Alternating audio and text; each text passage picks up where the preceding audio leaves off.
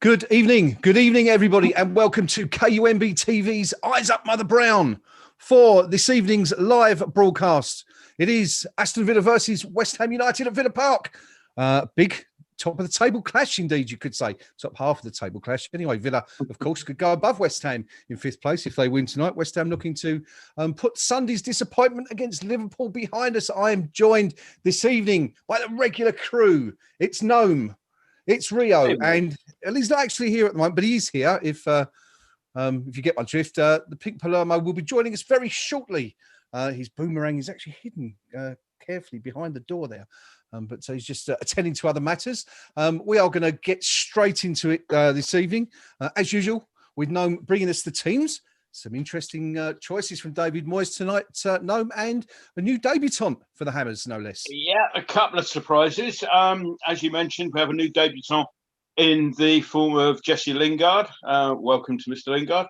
And a couple of changes, one of which is in the introduction of Ryan Fredericks, which means that we line up as follows. Fabianski, Sufo, Dawson, Ogbonna, Cresswell, Souček, Rice, Fredericks, Benrahma, Lingard, and Antonio.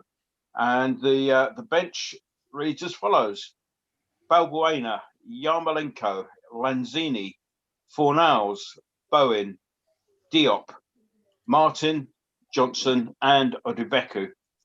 For the home side, Aston Villa line up as follows: Martinez, Cash, Konza, Mings, Target, Douglas Luiz, McGinn, El Ghazi, Barkley, Grealish, and Watkins. We'll go through their subs as and when they get introduced. Referee today is Mr. Andy Madley. And there you go. There it is. That is the starting lineup for this evening. Thank you. Beautifully read, as always, by Gnome there. Rio. Bit of a shock lineup that from David Moyes tonight. We weren't expecting to see making up some of the pronunciation. Yeah, weren't expecting to see five at the back once again there this evening. I don't think. No, it's a bit of a mystery, this one. The five at the back didn't work in the home game. It didn't work at all. Yeah. And also, it's a very strange decision to put Fredericks and Kofel on the same side. Unless he's planning to play on Fredericks as a wing back, which would be on the unnatural side of the left for him. The only other thing I can think of is he might be doubling up on Grealish, trying to nullify his threat. But either way, it's a little bit of a shocker because I know he's brought Fredericks on the right-hand side for the last couple of games as a substitute. But he's not really shown anything in terms of making it a success playing that right wing position. And with the plethora of wingers we do have, it just makes it even more bizarre. Now, either it's going to be a stroke of genius or a complete disaster. What are you going for out of those two choices? What do you reckon? I'm heading towards a complete disaster at the moment, but no, in Moyes we trust until he falls off the cliff and goes mental, which could happen tonight. Yeah, it's definitely an interesting selection. Jesse Lingard, Rio, in the team as well. Are you surprised to see him? You know, because David Moyes always makes a big thing, doesn't he, about introducing players to the squad slowly. We saw it with Benrahma. You know, he didn't play for the first few games, substitute appearances for the first few games after making his debut, and then eventually sort of getting into the team. But Lingard thrown straight into the starting 11 tonight. Yeah, again, it's another strange one. It's going very much against character.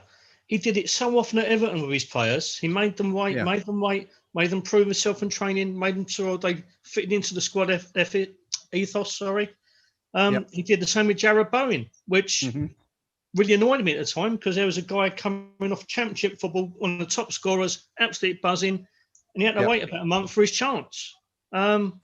Lingard's come in, and he hasn't played a lot of football, has he? I don't think he's started a game for over a year now, or about a year.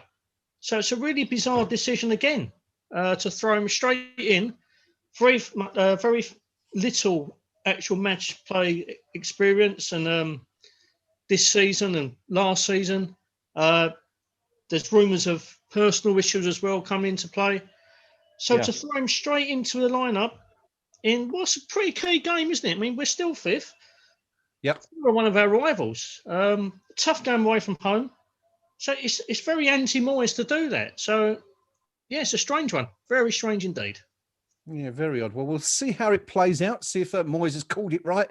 We'll know within a couple of hours for sure. But looking at the league table, as Rio said there, Villa, of course, if they win tonight, can go, well, they will go above West Ham on goal difference because Villa, largely by virtue of sticking 7 past Liverpool back at the beginning of the season, have a plus 13 goal difference as we go into this one. West Ham, of course, plus 4. Which is obviously unusual for the Hammers at this stage of the season. But a win for West Ham would only consolidate our 5th place. But no, Jesse Lingard, surprised to see him in the team straight away? Sorry, was that me? It was, so yes. Yeah, sorry, my phone bleeped just as you were talking there for some reason. Yeah, I was. Sorry, quite apart from, as Rio says, he's not been in the starting lineup. And did he turn out in a couple of League Cup matches earlier on this season, maybe? But in the league, he's not been in a starting lineup since God knows when. But okay, notwithstanding that, usually when you've got a new player in, you like to sort of you train for a match, don't you? And you'll practice certain things tactically for the match that's coming up. How many training sessions can he possibly have had? We played on Sunday, so it won't have been one then. So Monday and Tuesday, again, I don't know how tough they train them on a Tuesday before travelling up, but it's it does seem a strange one. I fully expected to see him on the bench. Going back to know what you were just saying about has he played this season? He's actually made 3 appearances for Manchester United. He played in the win at Luton in September and at Brighton also in September, both games in the EFL Cup. And then he made 1 appearance in a 1-0 defeat of Watford in the 3rd round of the FA Cup on the 9th of January. He might have been the 4th round actually on the 9th, can't remember now. No. Just as a comment, I've got the game on in the background, or the preamble to it, and they've just had Moyes on, and he said that we've got 3 games in 6 days, and this was a chance to freshen things up. Jesse looks fit to me, maybe not match fit, but he took the opportunity to freshen it up. It's another tough game tonight. So. In other news, what's Dean Smith wearing around his neck? Is that a snood? Is that what it's commonly referred to as a snood these days, I believe? Interesting. So it looks more like a cravat, actually. It's not some form of polo shirt or something. It looks like it's come away from or going to a very posh dinner. So speaking of posh dinners, someone who's often seen at a posh dinner, it's our man, the Pink Palermo. Good evening. The upper classes, of course, in his spare time when he's not dealing with West Ham and football. How you doing, buddy? Good to see you. Yeah, good evening. You obviously haven't just heard who was at the door, because I'll tell you off air. It's quite hilarious. Interesting one tonight. I think an interesting couple of selections by David Moyes this evening. Yes. What do you make of it? Jesse Lingard straight into the starting 11. Hasn't played in the Premier League this season. No. So he's not going to be match fit. That's for sure. Fredericks, I think, is he playing further forward today? So he's taken Bowen's side of the team. I think really what that tells us is the manager clearly feels that that's where we're getting a bit leggy. Whether it's Bowen, who's been a bit off the pace for a couple of months now, I think it's fair to say. He has, hasn't he? Both him and Fornals probably cover more distance at high intensity than any other players in our team. And I think they're just running out of legs. So I can see why Moyes has done it. You've got the other aspect. He'll be doubling up on Jack Grealish tonight, so there'll be a bit of tactics in there. But the big surprise really is Lingard straight into the starting 11. That's quite a big call by the manager.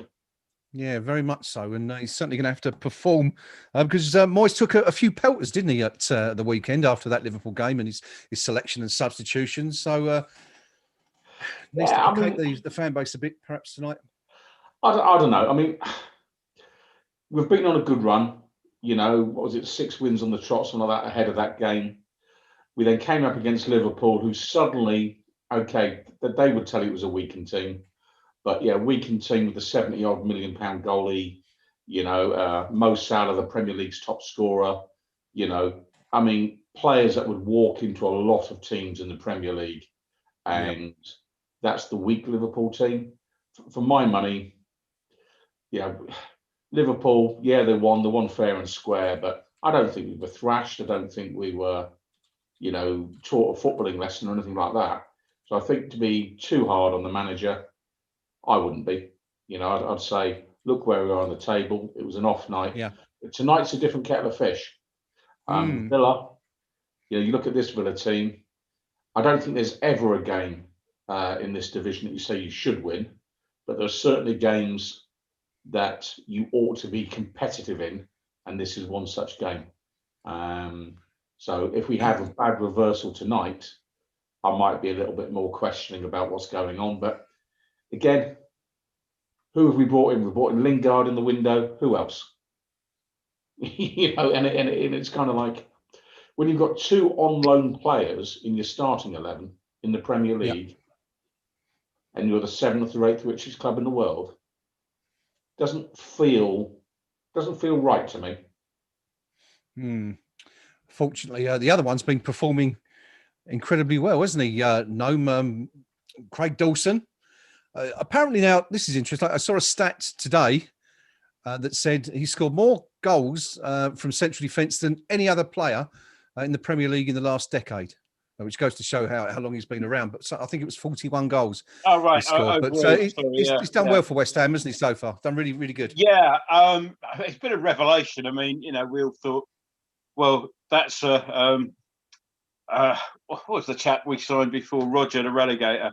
It looked like Johnson. another one. Roger Johnson. That was it. Yeah, it looked like another one of those, didn't it? Sort of, a sort of backup, you know, breeze block for when when we were running short on Diop and Balbuena and Ogbonna, and but fair play to him. He's come in. He's done a storm. I mean, to the extent I'd be disappointed if we didn't make that deal permanent at the end of the season.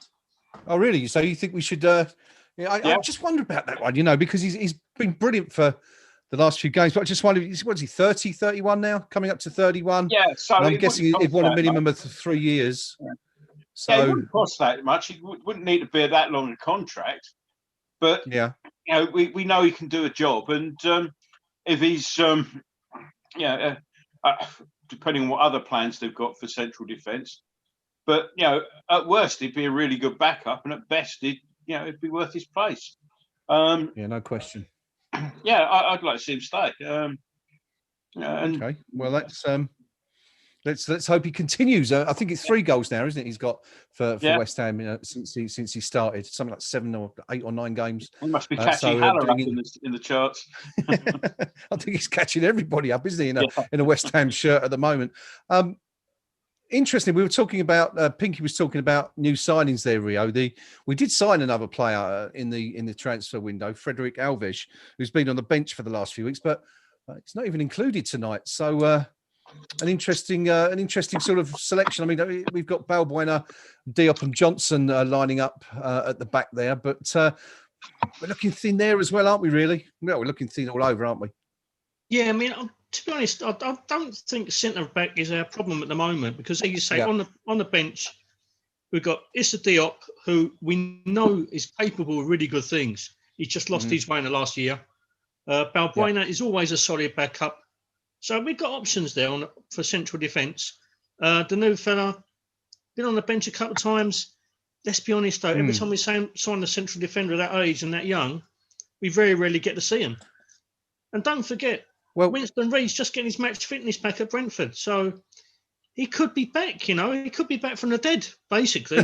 So you never know, you know. Well, that's it. I mean, the point, of course, about Winston Reid is that someone decided in their infinite wisdom to grant him a 6-year contract in 2017. So you know, he's still only 2/3 of the way through that contract. Of course, you've got young Cardoso, who was signed to a sort of fanfare as well, wasn't he? 18 months or so ago, and they've just sent him out on loan for 18 months to Basel. Yeah, and apparently there's an option to buy, isn't there, on that for Basel? Oh, so well, he could be on his way completely without a game. Which is another strange one, because I think they brought him in, didn't they, with the intention of not throwing him into the first team immediately, but sort of to be in and around the squad, the first team squad, and you know, another one who's just proved to be completely anonymous. He apparently hasn't impressed anybody in training, and it looks like you know, he stays on loan at Basel with Real. I think there might be an option to buy. I didn't look into it that deeply, but it does seem like that. That's let's cut our losses job, and you know, maybe we you know, as I say, we've seen the last of him. We haven't seen the first of him yet, really, but the first and last. Well, you know what I mean. Yeah, there was a few of those actually. We sent 5 or 6 players out, didn't we? Some who we'd barely seen the first of, players like Alesi, who had come in, and the young striker who scored against Bournemouth the other night. Yeah, whose name briefly escaped me there. Thank you, Gnome, for saving me. And 4 or 5, Dan Kemp, of course, who's been at the club for 7 or 8 years, has gone. 1 or 2 others going out on loan as well. But yeah, it's you know, you're looking at that Pinky and we keep coming back to it, but you know, we're talking about the squad and how thin it is, but you've got to keep coming back to it. And it's, you look at up front, Michail Antonio, the only option in there, and you know, we're just praying that he doesn't sustain an injury now. Well, between now and May, aren't we really? Yeah, and you've got to question how bad are the club's finances really. And what is David Sullivan preparing for? Because, well, I've got no problem with somebody running a business, you know, even a football club, you know, and saying, do you know what, we ain't going to go out of business. We're going to hang on to our cash and all the rest of it. Because the big shock for me in this whole COVID crisis is, as yet, there haven't been too many casualties in the football industry, if you can call it that. You know, clubs which carry significant debts at the best of times have seen their incomes tumble. There's a lot of uncertainty going forward about what that will mean for TV contracts and so forth. So I can understand why he wants to run light, but for all that, if that's the reason, you know, Lingard's rumoured £100,000 a week wages, is that the best use of the cash we've got available? You know, unusually, I've been a bit of an advocate for clearing the squad out even further in most areas. Fredericks, for example, I'd have said let go. But tonight we start with Antonio again. If he pulls a hamstring in the first 5-10 minutes, you know, we'll say, well, what chance have we got of getting a goal now? And you know, people will say, well, yeah, but you know, you've got the centre backs will pop up with a goal from a set piece, or Souček will pop in with a goal, or Rice will let a screamer go. None of those things tend to happen if you haven't got a focal point up top. You know, if you like, those things are the things that you want to happen as the icing on the cake. They're not the cake. The cake is supposed to be your actual striker that's doing the business week in, week out. And you know, how many miles does Antonio have in his legs? If we're saying logically that the manager has given Fornals and Bowen a bit of a rest tonight, at what point does Michail Antonio get a rest? You know, and well, that's it. Yeah, that's the point, isn't it? You know, the reports yesterday that, you know, the chairman allegedly said to the manager he had 20 to 30 million pounds to spend. Well, let me just challenge that and say 20 million pounds gets you a failed striker called Sebastian Haller. That's what 20 million quid gets you. So if that's what you've got to spend, well, who are you going to buy? I'm looking at Ollie Watkins there, who's just lining up for Villa tonight. Yeah. Championship player last year. What did they pay for him? 30 million? 30 million, wasn't it? Yeah, I think. And of course, his old psychic Ben Rama's gone for a very similar figure to West Ham. Yeah, I mean, you'd have to say they must have good agents, you know, and but Villa there, they've splashed 30 million quid on what is going to be a gamble in this league. Now, he's doing okay, Watkins, but tell me who we could sign for £30 million in January? You know, and the answer is nobody, particularly on deadline day. So it's a massive risk we're taking, and what a shame it would be for West Ham United if, instead of finishing in 6th or 5th place this season, for the want of a striker, we tumble down 8, 9, 10 places, and before you know it, that's another 30 million quid that the club's missing out on, just on merit money. So I feel for Moyes, and I think his whole performance this year has to be measured against the backdrop of the size and depth of that squad. It's not enough. Yeah, very much so. Well, it was interesting, actually. We'll perhaps talk about this after the game, but interesting comments that he made in the wake of, his transfer window business, speaking yesterday. Some people took it as a dig at the ball. Some people took it as he was being supportive when he spoke about how Villa had spent so well. The facts are what they are. I mean, we have Michail Antonio as our only striker or first-team striker going into the second half of the season, which is just about to get underway, or the latest part of it anyway, at Villa Park. It's just about to kick off, and we're off. I'm a few seconds behind you guys, as per usual. On, 21 seconds there. All right, I'm a long way behind you then, because they're still not kicked off on either of my streams. I have, as I always say, I've got a Pucker BT Sport app running, which is actually slower than the Moody feed that I'm watching. But anyway, Gnome, please do jump in if anything important happens at any point. But we are underway. It's Aston Villa v West Ham. Aston Villa looking to get revenge for that 2-1 defeat at I nearly said the bowling, at the London Olympic Stadium earlier in the year. And Rio, we were a bit lucky that day, weren't we? Didn't really deserve all 3 points there. Certainly not. That was an awful performance. I think we played for the first minute and the first minute of the second half. The rest of it was absolutely dire. The only thing was really treated to was the move from the diving from the aquatic centre in the Olympic Park into the Olympic Stadium with Grealish and Trezeguet doing the synchronised springboard event. Yeah, very much so.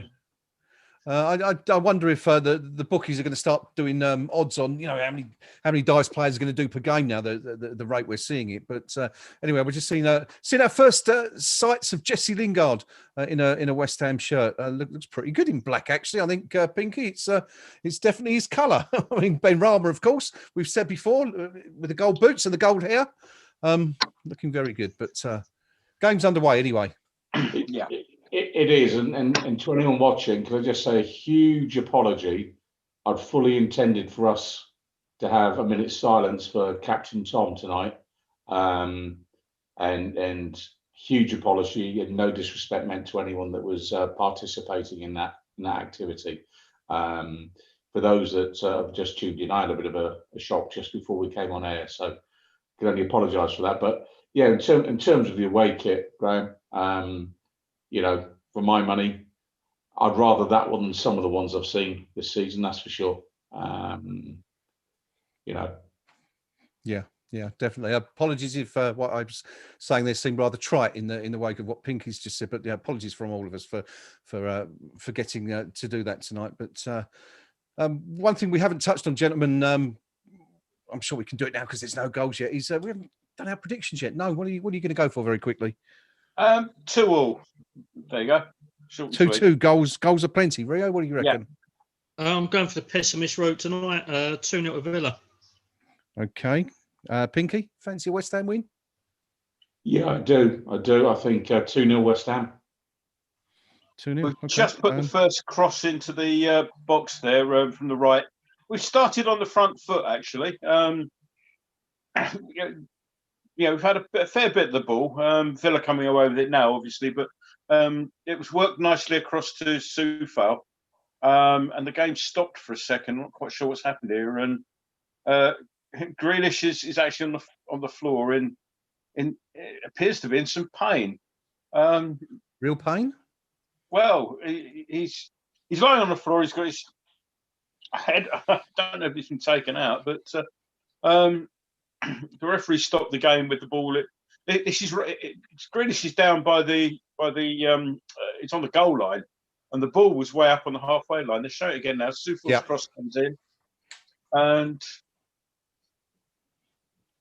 what's it?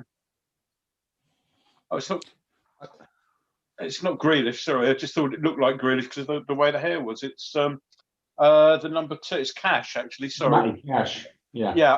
Matty Cash, former Forest player. Just as everyone ran in, there was a sort of a kind of coming together rather than any foul, but it's obviously landed awkwardly from it. So apologies. It wasn't Grealish rolling around on the floor. Just because his hair looked a bit like it, you couldn't see the number. I just presumed it was him. Let's face it, if anybody's going to be rolling around, it's going to be a fair bet. It's going to be Grealish at some stage during the day. But yeah, as I say, we started fairly brightly. We worked it out nicely across the pitch to Soufal. Just watching it again. Yeah, a kind of Antonio trips over Cash from behind, really. Yeah, Mark English on the YouTube chat believes that Antonio stood on his foot there. Complete accident, of course. It was, nothing deliberate. Yeah. I always tend to feel though that, you know, when you see a player rolling around, they're not genuinely injured because as anyone who's played football at any level knows that if you are hurt, you don't tend to sort of move around and, you know, potentially exacerbate the problem. But anyway, the game has been held up for a little while. Matty Cash, of course, Rio, it was a player that we were linked with back last year when he was at Forest. Good player, decent player for you. Yeah, very decent. He's made a really promising start to his Villa career. I think our problem and the reason we didn't sign him was born out by his surname. I think we'll say no more on that. I think his price tag was slightly too high for us. But in above zero. An absolute it was more than a quid, Vladimir Koufal at a fraction of the price. So I think I'm happy with what we did, you know. But yeah, Matty Cash looks like a very good player, very good talent. Yeah, very much so. Anyway, we are back underway. Gnome Cash has walked off to the sideline for one would only presume further treatment. Is he back now? He's back on? No, he's back on, yeah. He's back on. Okay. He's at the bottom of my screen. So, okay. We saw El Ghazi going for a run down the right, and Cash is actually now going down the right-hand side. He's allowed to get the cross in. It's far too deep, but there's Grealish, I think, at the no, not Grealish. It is Grealish. Sorry, the facial hairs put me off there. To pick it up, and Villa sort of pushing forward a little bit now. Grealish again out on the wing. Fredericks is marshalling him. Tries to do a little back heel down the line, but Soufal's read that, and it's gone out for a throw. Aston Villa, 0. West Ham United, 0. 7 minutes gone here at Villa Park. West Ham, as I said at the top of the show, looking to consolidate their place, their 5th position in the Premier League. Villa looking to go 5th with a win tonight. I didn't give you my prediction. I'm going to go for that 1-1 draw that we always used to seem to get against Villa in the 2000s. Every game seemed to end up 1-1 for some years there. Anyway, Pinky, what have you? I was going to say what have you spotted in the opening few minutes? But you've just come back in, of course. I've been a bit distracted, so give me a swerve for 2 minutes. All right, All be revealed later. All right, I'll put that one over to Rio. Rio, what are you making from what you've seen so far tactically? Well, I can't really garner a lot so far. Lingard looks pretty sharp, what we've seen, but it's a bit hard for me to actually comment because I've been trying to juggle between streams to get something that's up to date. I was 3 minutes behind you at one stage, which wasn't good enough. But Lingard's looked pretty sharp, what I've seen so far. And yeah, that's about it at the moment. Sorry not being able to provide more insight at the minute. I'm just catching up. It looks like Gnome and Pinky are ahead of us then. I'm just coming up to 8 minutes on my stream. 8:18 I'm on at the moment. All right. Grealish is in our boxes. He tries to get a cross across, but it's just found Rice, but it's back out with Watkins there. Watkins and Grealish. Grealish is trying to take on, and he's taken on Fredericks and beaten him. Gets a dangerous looking cross. It's just a little bit too far. And we got Benrahma trying to bring it away now, looking for somebody ahead of him. He's giving it back to Rice now. There was nobody ahead of Benrahma to play it forward. And Villa's press is quite telling because Rice had to had nowhere to go, gave the ball away, but we've now run it back. Now we've got Antonio going down the left wing, level with the box now. Gets a cross in, but it's too close to the keeper, and nothing doing there. So yeah, fairly even Stevens so far. It always looks a little bit worrying when you've got Grealish stood on the ball on the left hand, or on their left hand side of your box, with Fredericks looking at him, and Grealish is doing the little step overs and trying to confuse Fredericks, and Fredericks looks confused anyway. So. Yeah, just looking at that tactic, I mean, Fredericks looks like he is lining up on the right-hand side. So we definitely seem to be a little bit heavy on that side, a bit of an imbalanced team, but that's obviously what Davey Moyes has chosen. Not many predictions from the YouTube chat tonight. Lewis going for a 3 or 4-0 loss. Not much positivity over there. Hobo also going for a 2 or 3 goal defeat. What's up with you chaps tonight? Come on. Dan also going for a 2 or 3 goal defeat. At least Mark English is going with the Hammers, predicting a 2-1 away win tonight. So let us know what you think is going to happen. We've just seen a very heavy challenge going. West Ham have won a free kick. Big one on Aaron Cresswell, who, of course, was the victim of an elbow a few years ago when West Ham met Villa. I think it was Jordan Ayew, Rio, who was sent off 6 or 7 years ago. And West Ham going on to win that 1-0, I think. Do you remember that game? Do you remember the incident? I've got a vague recollection of that. And yeah. It's at the back of my memory. And I always wondered why I hated Jordan Ayew, apart from Paper Palace. But it's just come back to me now, you reminded me. That's what it was. Yeah, definitely him. Yeah. Gnome. Yeah, Lingard got a decent run in at goal. Just got blocked out of it at the end. But if it looked for a second, he might fashion some room for a shot, but it didn't quite materialise. Grealish is beginning to pull the strings there, but that's a fine challenge by Souček to win the ball back. Nice layoff, and West Ham beginning to move forward now. That's a great ball from Ben Rama down the right. Lingard's now on the right wing. Brings Ben Rama back in. Poor ball into the box, but we still got it. Antonio gets the shot in, but it's saved by Martinez. Some good football there. Ben Rama and Lingard both involved. It wasn't the greatest of balls in from Lingard, but terrible clearance to Souček, who managed to, it might have been a clip there, no, maybe not.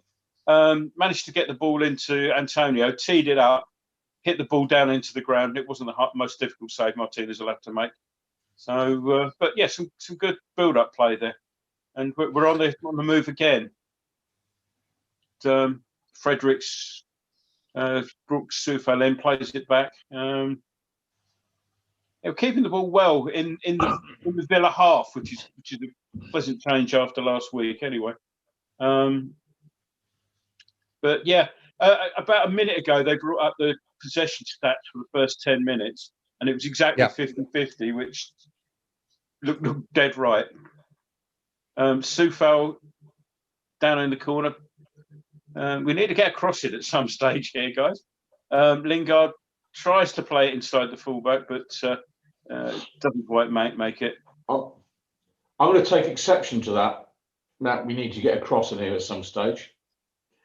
I think that's one of the issues we have as a team, that we're not comfortable just peppering the edge of someone's box for a minute and applying the pressure, turning the screw and waiting for them to make the mistake.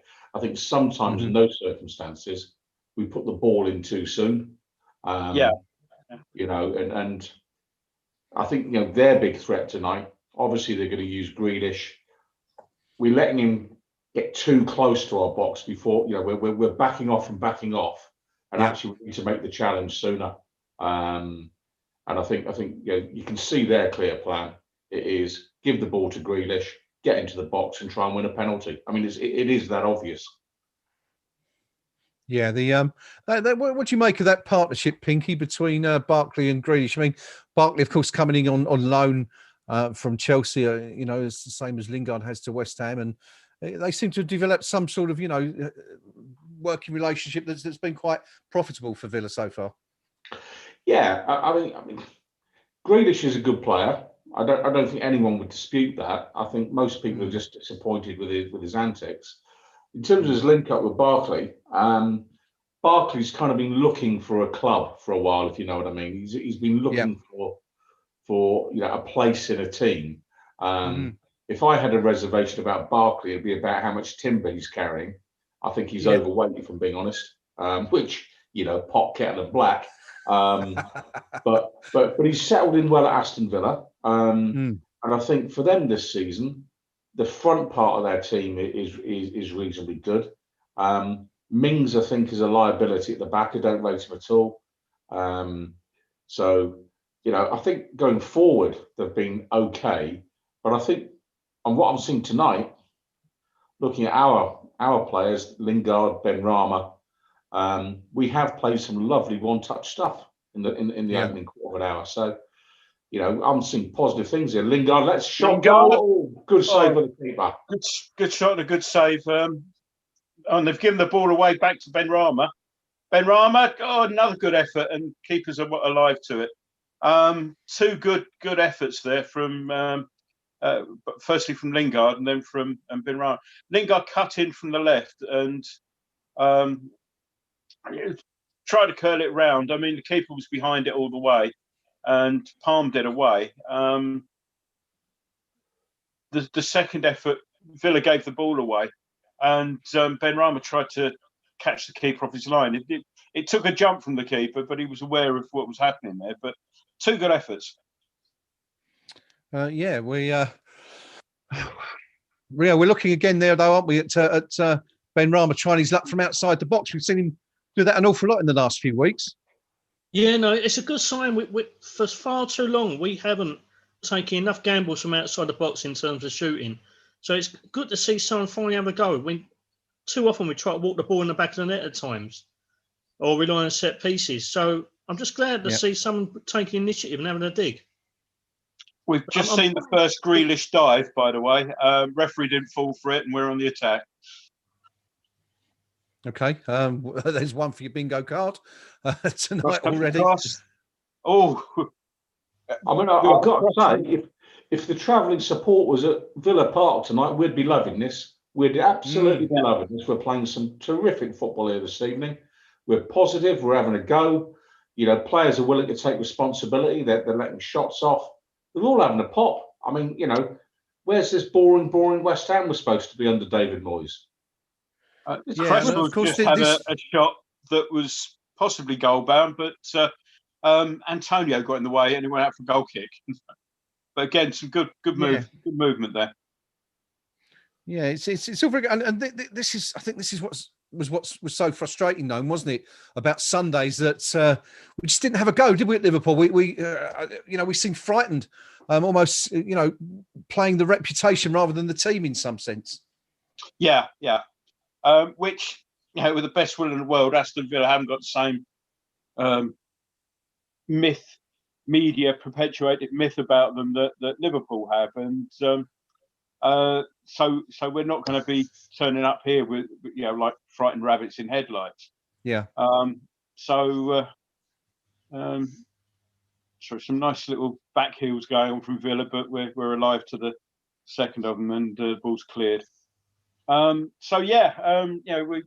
We've gone forward well here, and we're not just sitting back and absorbing. As Rice gets fouled there for just beat Watkins to a ball. Watkins left his foot in, and free kick to West Ham. Yeah, AD Star on the live chat agreeing there, saying where was this start against Liverpool? Would have been a different game, Pinky, wouldn't it, if we'd have, sort of come out, well, we might have been 3-0 down after 10 minutes. You never know if we'd have been this attacking. Long ball from the back, chased down by Benrahma, who forces a corner. So first corner of the evening. Okay. You want to stick with me? Cresswell.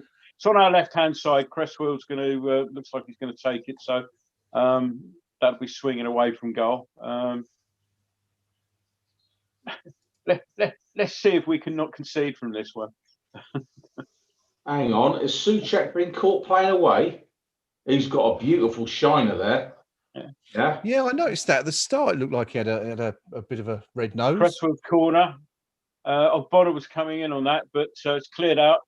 Lingard at the edge of the box has a shot, but it's charged down, and it's out on the right wing. Frederick plays the ball down the line to Antonio, who feigns across, then runs into target and wins another throw in to West Ham. So at least we didn't take that damn corner short anyway.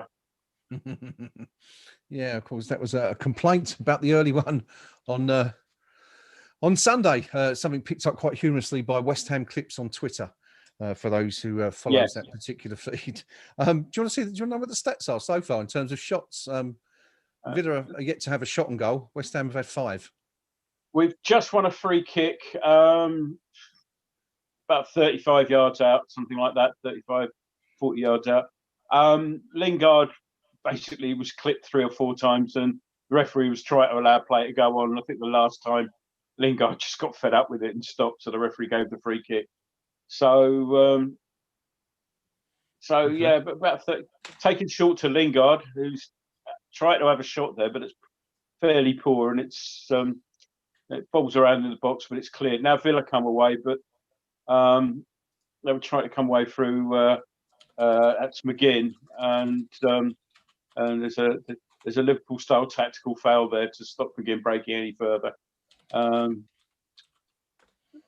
Borderline yellow, really. I think there was no attempt to play the ball. It was just to break up the play, and but not given. So Villa take the free kick, and away we go. 20 minutes played, 0-0.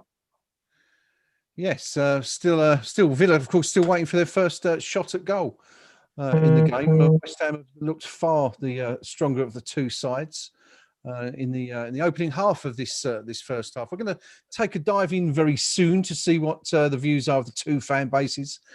In this first half, to the views of the fans with regards to what they've seen so far is what I'm trying to say. I'm trying to do 4 things at once here, and the speaking aspect of it isn't coming out so well. Rio, the KUMB.com forum match thread, buddy, take it off my hands, please. It's a lot of positivity. Bonzo Falakis has put, is it this pace I see up front? What a difference it makes. Simon Hammer's put great attacking play, nice quick passing. We're looking lovely so far. Vic Watson, never one to be kind of sitting on the fence. Great hit by Jesse, he's my new favourite player. Lincoln Hammer, 1963, looking great so far. I like the look of our attacking options. And ironing board, Lingard looks our best power already. You know, so there's a lot of positivity, and Jesse's made an impression on the forum. It's been a bit of a topsy turvy match, Fred. Let's come back to that in a moment. No, just Rio. So we're just going to go to Gnome quickly. Yeah, Villa's first proper chance of the game there. Cash was given all the time in the world to get a crossover, and Watkins was completely unmarked, really. But cross might have been slightly too high, but he's headed over. But the look on his face said it all. He thinks he should have done better. So that's Villa's first real effort. It wasn't on target, obviously, but first proper chance for Villa. So there you go. Yeah, just as everybody was being positive. yeah. Completely unmarked there. So it was a really good chance, actually, Pinky, wasn't it, for Watkins? Craig Dawson for once sort of left a bit flat-footed there. Didn't see it, I'm afraid. I'm trying to get onto the opposition site at the minute, so there's some confusion between. They've got a match thread which is locked and a pre-match thread which is open. Okay. Bloody Villa. We had this trouble, didn't we, the other day with who was it? Was it not Liverpool? Was it was the week before? We couldn't get on the match. Was it Palace? It's because a number of other sites they split things up to pre-match, match, after match, all the rest of it, and if their mods aren't up to speed with what's going on, you tend to lose it. But we'll keep plugging away at that one and see what we can come up. We're going to go back to Rio very quickly just to see what's happening on the KUMB forum, Rio. Yeah, just reiterating the actual match thread itself. We had a heavy amount of traffic before the game. In the aftermath of the Liverpool match, everyone went from pre-Liverpool, which was like on a massive high, manic depression set in after Sunday. It did a bit. It absolutely went mental on there. Then we had a massive debate about Jack Grealish and his ability to fall on the floor rather lively. Yeah. But after a bit of initial shock about the selection by Moyes, everyone was really a bit puzzled about it and wondering how we were going to set up. Yep. The positivity shining through. Everyone's really impressed by us so far, and particularly Jesse Lingard, who's made a right good start in the West Ham career. Good, good. Well, we'll just pause there briefly. We're just going to go to Gnome, who's got a brief update for us. Well, corner Villa, Grealish took it, but didn't beat Soufal at near post. We cleared it, but I was just going to say that looked like it was might cause a problem, but it was handball. So bit of sort of loose play really. The ball looked like it was running out, and a Villa player, I think Watkins, was allowed to keep it in and played the ball off. I think it was Dawson to win the corner. A little bit sort of sloppy there. Nothing came of it, and we're on the ball at the moment. Benrahma, ball's in midfield. Souček. Okay. No, a lovely ball straight through to Lingard. Now Lingard plays in Fredericks on the right hand side. Ball's cut back. Oh, that's a good interception. That was Lingard teeing himself up for the shot there, but a fine interception. Eventually, that was Douglas Luiz slid in because saved a certain goal there because certain goal. Very good play by Fredericks. Good cutback, and he was stretching on that. Put it this way: if that had been Antonio making that interception, we'd have all been looking for his hamstrings. Rio, back to you for the thoughts from the KUMB.com forum match thread. Yeah, it just reiterating again, like Lingard has made a very positive impression on our forum members so far. Been nothing from but praise from him, and Coops has just bemoaned the fact we don't have an option to buy.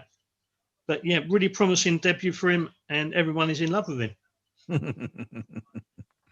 Well, that's good stuff. That's good to hear. Anyway, Pinky, how are we doing with Villa talk? Have we managed to get through? Still nothing on there? The pre-match thread is the only thing with any comments on. Nothing on there for a while. But on the match thread, it's locked. I don't understand what's going on here. So this topic is now closed to further replies. So maybe they can see the writing on the wall, can see we're totally dominant tonight, and maybe none of them want to appear on the opposition view. Although a sloppy ball there given away. Villa now on the attack. Ball played wide left to Villa. They're in our box. Unleash a shot. Ooh, got away with one there. One sloppy pass, and we presented Watkins with a great opportunity. Sloppy pass and a sloppy bit of control. I mean, that was more about the control, I think, than the pass. And Dawson, who we've been sort of praising to the hilt, was the man at fault. Stuck a leg out, and it sort of ran over his foot, and Villa were able to come across. Oh, did that clip the edge of the post from that replay?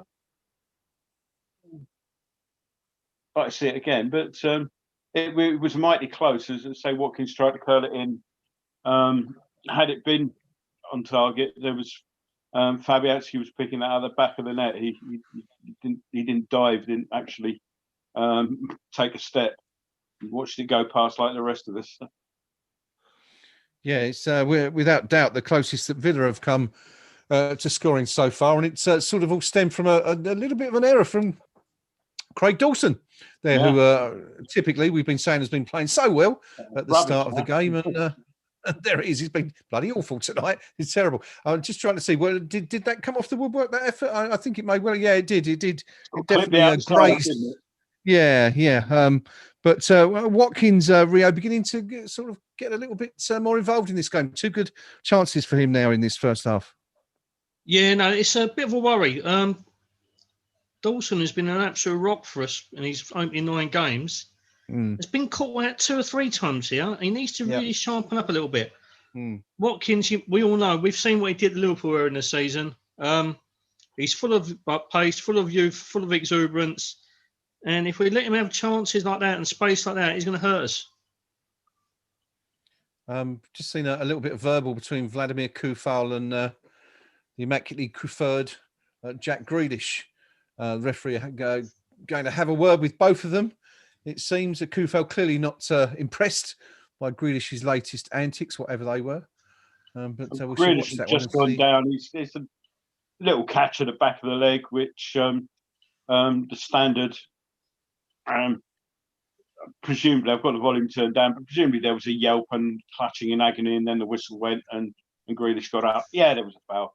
Nothing more than that. But it's a dangerous position. It's out on their left wing, our right wing, sort of level with our penalty, kind of level with a penalty spot. And maybe a foot or two nearer.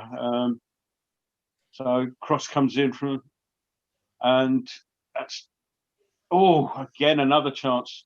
It's headed out as far as Barkley, who screwed the shot wide. I think there's a lot of players to get through. Souček's clearance, and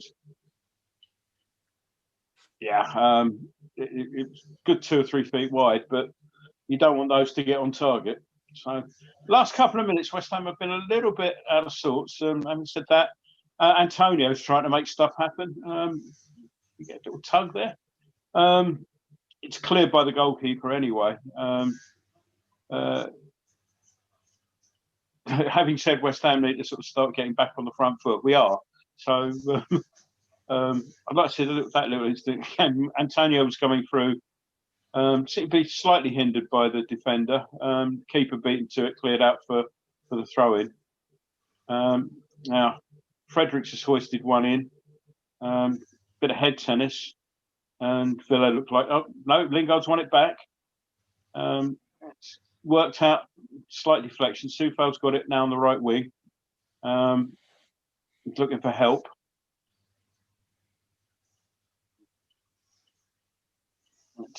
Declan sort of now it's been played back. It's now back on our halfway line. Okay. We are a little bit ponderous there again. Managed to lay it off to Ogbonna, but wasn't that far away from being robbed. We are halfway through, or half an hour through into the first half. It's Aston Villa 0, West Ham United 0. The Hammers starting fantastically well, getting 5 more shots in without reply. And before Villa started to look a little bit more threatening, with Ollie Watkins having a couple of opportunities, Ross Barkley dragging a shot wide a few minutes ago, but West Ham sort of beginning to recover now. Looks to be a key battle, this one, on the right flank to me, Rio, between Kufal and Jack Grealish. I think there's that could definitely, have a major say in what happens here tonight, I think. Yeah, no, well, we all know what Grealish is up to. We all know he's going to try and buy a few cheap fouls. Kufal looks a little bit wound up. And Grealish is reverted to type already. Free kick to West Ham on the sort of angle of the penalty area on the right-hand side. That all stemmed from some damn good work from Ben Rama, who turned a potential loose ball into a West Ham ball and harried the defender, worked it across to the right-hand side. Fredericks turned on the edge of the box and got clipped. And it's sort of just a foot or so away from the right-hand corner. Cresswell's looking very interested here at the moment. So he's placing the ball with a degree of precision that's probably slightly unnecessary. But it's going to be Cresswell to play this in. Now, he's going to shoot, or is he? It is a shot. Where are you when you're palmed away by Martinez? Ben Rama's got it at the edge of the box. He's looking to get a cross in. Again, does well to get the cross in. Headed back by, I think it was Souček, still in the Villa box. And it's finally cleared and hoofed out by Douglas Luiz. And that's eventually played all the way back to Fabianski. Where are you on your stream, Gnome? Exactly. Sorry? Where are you on your stream now? 33:15. I seem to be falling further and further behind with mine, but anyway, we shall try to keep up. Well, Aaron Cress was just lining up the free kick on my fastest stream. It's a good save. It's palmed away by Martinez. Good save. I don't want to know this. Look, they're just spoiling it for me now. See, It was a good Yeah, save, well, actually, wasn't and it? it got Done in. very Wouldn't well. the fact that three of us would be jumping up and down might have given it away? Well, possibly. I guess you're right. As it is, well, I'm 33 minutes in, Gnome's 34 minutes in, but it's still. I can tell you, it's still Aston Villa 0, West Ham United 0. The Hammers, looking good so far, and a much better performance, Oh, Pinky, than good what we move saw in from the first half Lingard. on Sunday, anyway, against Liverpool. Yeah, I mean, Oh, I've got to say, on the evidence of 34 minutes play, Yeah. I take every word back about Lingard's 100 grand wages, if that's what it is. He's looked sensational this evening. He's playing really well indeed. Yeah. I don't think he'll have 90 minutes in him, that's for sure. yeah. But, you know, I said it a quarter of an hour ago, if the travelling support were at Villa Park, we would be full of oohs and ahs and head in a hand like that, all the rest of it. Yeah, on another night, we could be 3 or 4 goals to the good now. We've been terrific for most of this half. Yeah. Absolutely terrific. We've just had another effort on goal, a yard or so wide. Again, Lingard, some superb cutting in from our left-hand side. A lovely little reverse ball into the box to feed Benrahma.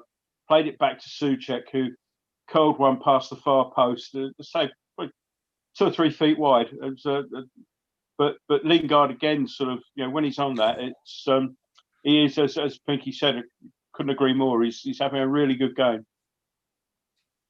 Yeah, I just wonder if Moyes throwing him into the starting 11 was a little bit of a curveball that perhaps Dean Smith wasn't quite expecting, Rio, and maybe we're profiting from that to some degree.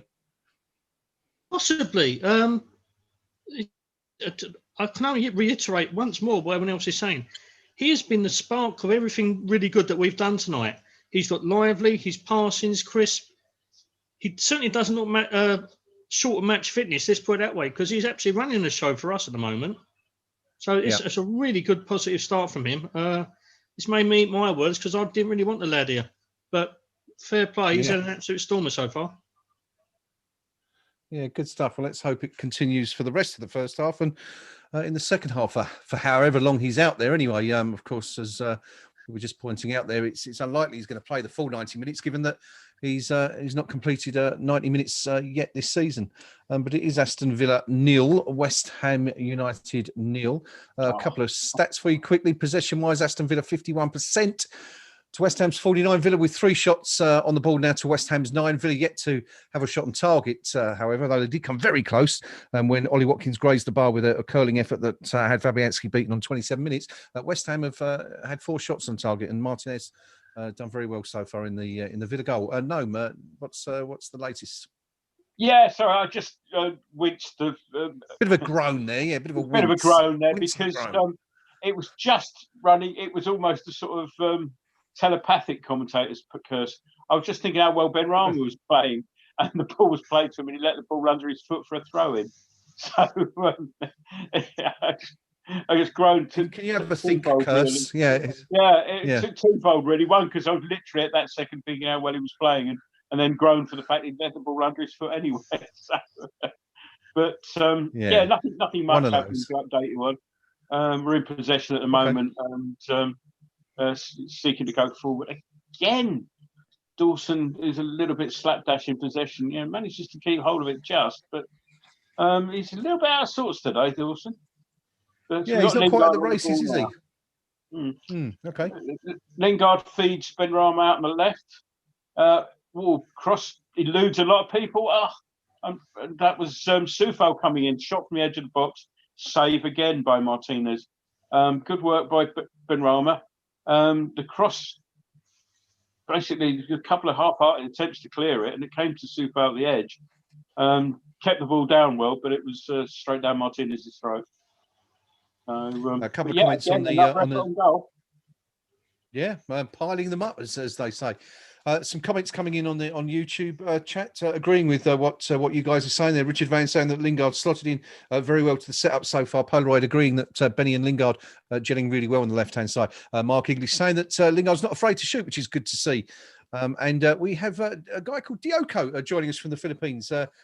It's 4 a.m. over there. That's what you call dedication, getting up to watch the Hammers at 4 a.m. Of course, perhaps you're still He's just still coming in still from a awake. nightclub. He's not getting up. He's been out on it, hasn't he? Yeah. Richard Van saying, welcome anyway, Diogo. Good to have you with us. Richard Van saying Lingard's movement is outstanding. So everyone really pleased with this new signing so far. Pinky, a goal would be the icing on the cake, wouldn't it? Really, before half time. Yeah, but you know, he's getting himself into positions and acres of space, time after time after time. I mean, Dean Smith will be giving his team an absolute rollicking at the break because, you know, Lingard is making himself look like a world beater tonight, which he's not. I'm sure he's a fine player and all that, but he's getting in between the Villa lines with monotonous regularity and no one near him. And, you know, he's looked a very good player this evening. I can't imagine we've got a West Ham United supporter anywhere in the world that's not enjoying this at the minute. I mean, surely this is what you know, other than a goal, obviously, but what more do we want? Yeah, entertaining stuff tonight. Yeah, as I said earlier, good to see the Hammers going at it after that pretty dismal performance against Liverpool at the weekend. But looking ahead on this one, Gnome, is a point a bad result here for the Hammers here, you know, tonight, or is that you know, would that be decent given, you know, the position that Villa are in and the fact that they've been playing pretty well so far this season?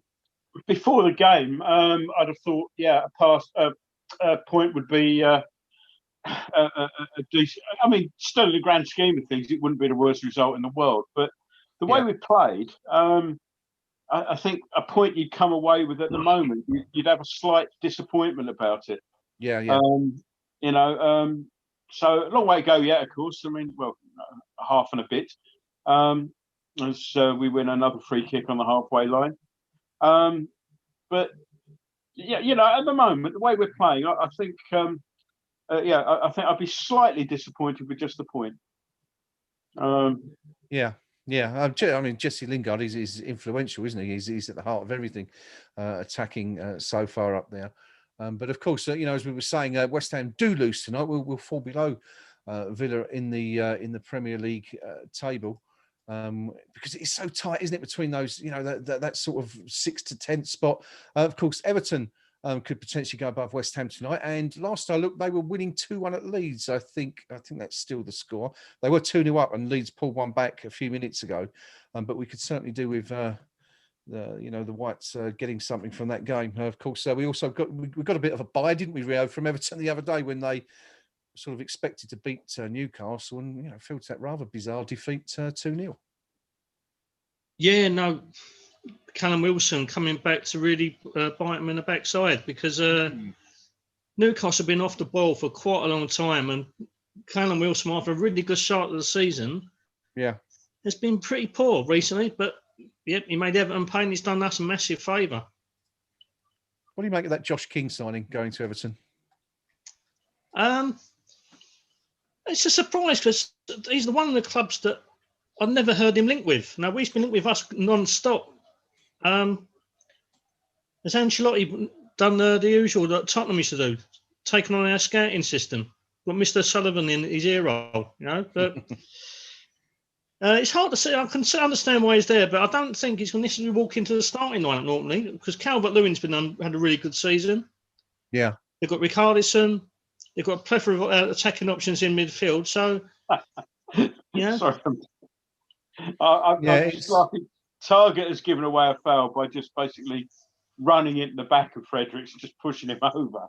And the referee's blown for it. And it's just the look of complete ref innocence. I mean, even more than usual. I know players do it, but it was just like, yeah. It's just, you're not that good an actor, mate.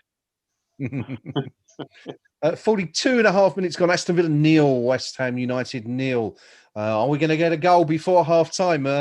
West Ham has certainly knocked on the door quite a bit. So just having a quick look at the other fixtures around the Premier League tonight. As I said, Everton 2-1 up at Leeds, which isn't great for West Ham. We could do with Leeds getting something from that going. Fulham predictably being beaten at home to Leicester 2-0 down, and Liverpool being held by Brighton as they approach the halfway stage up at Anfield on Merseyside, 0-0, that one there. But so yeah, not too many goals around, but not one of the 4 home teams winning so far this evening. Which, Pinky, given what we've seen this season, is perhaps not too surprising, because there's, you know, those results that usually weighted in favour of the home teams. It's not worked out that way really this year in the Premier League.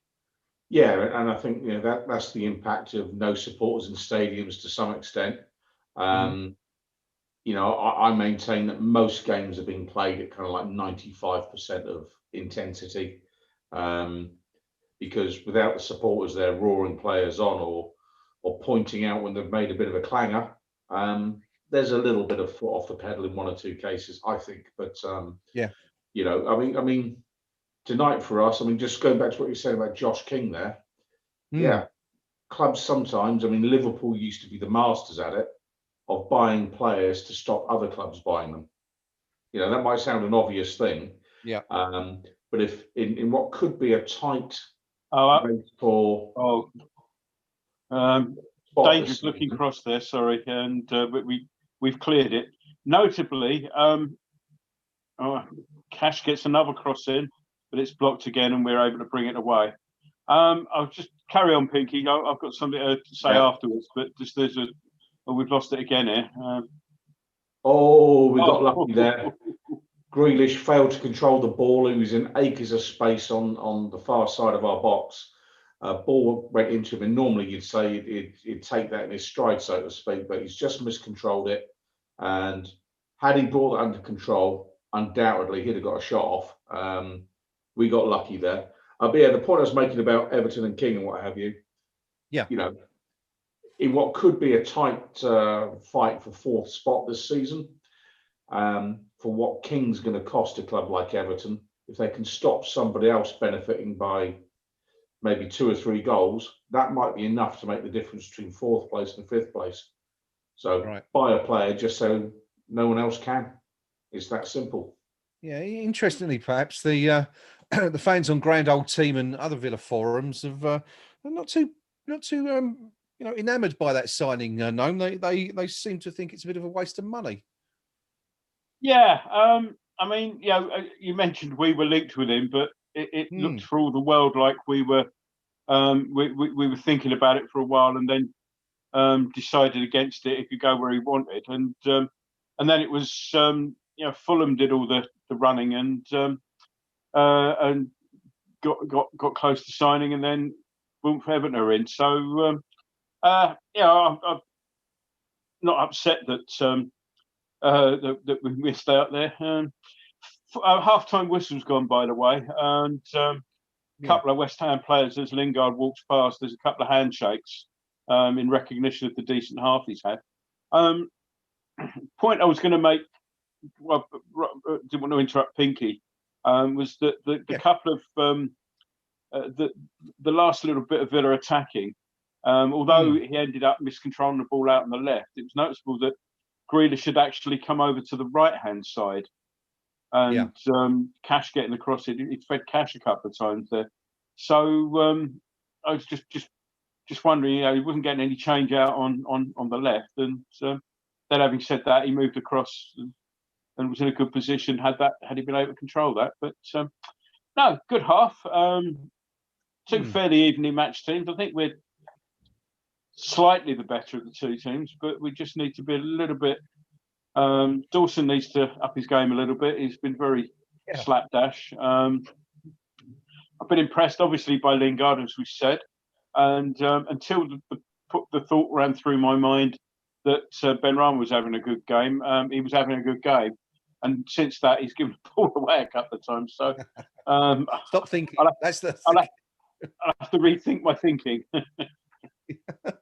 Stop thinking those thoughts. Yeah, as we said, it's half time here at Villa Park. Aston Villa 0, West Ham United 0. Jesse Lingard having a really good first half for the Hammers. Probably West Ham's outstanding player in that half, really driving the Hammers forward. In terms of match stats, it's pretty even as far as possession goes. Villa 49% to West Ham's 51. Hammers just about edging it, but when you look at the shots for each team, Villa have had 3 shots, not a single effort on target.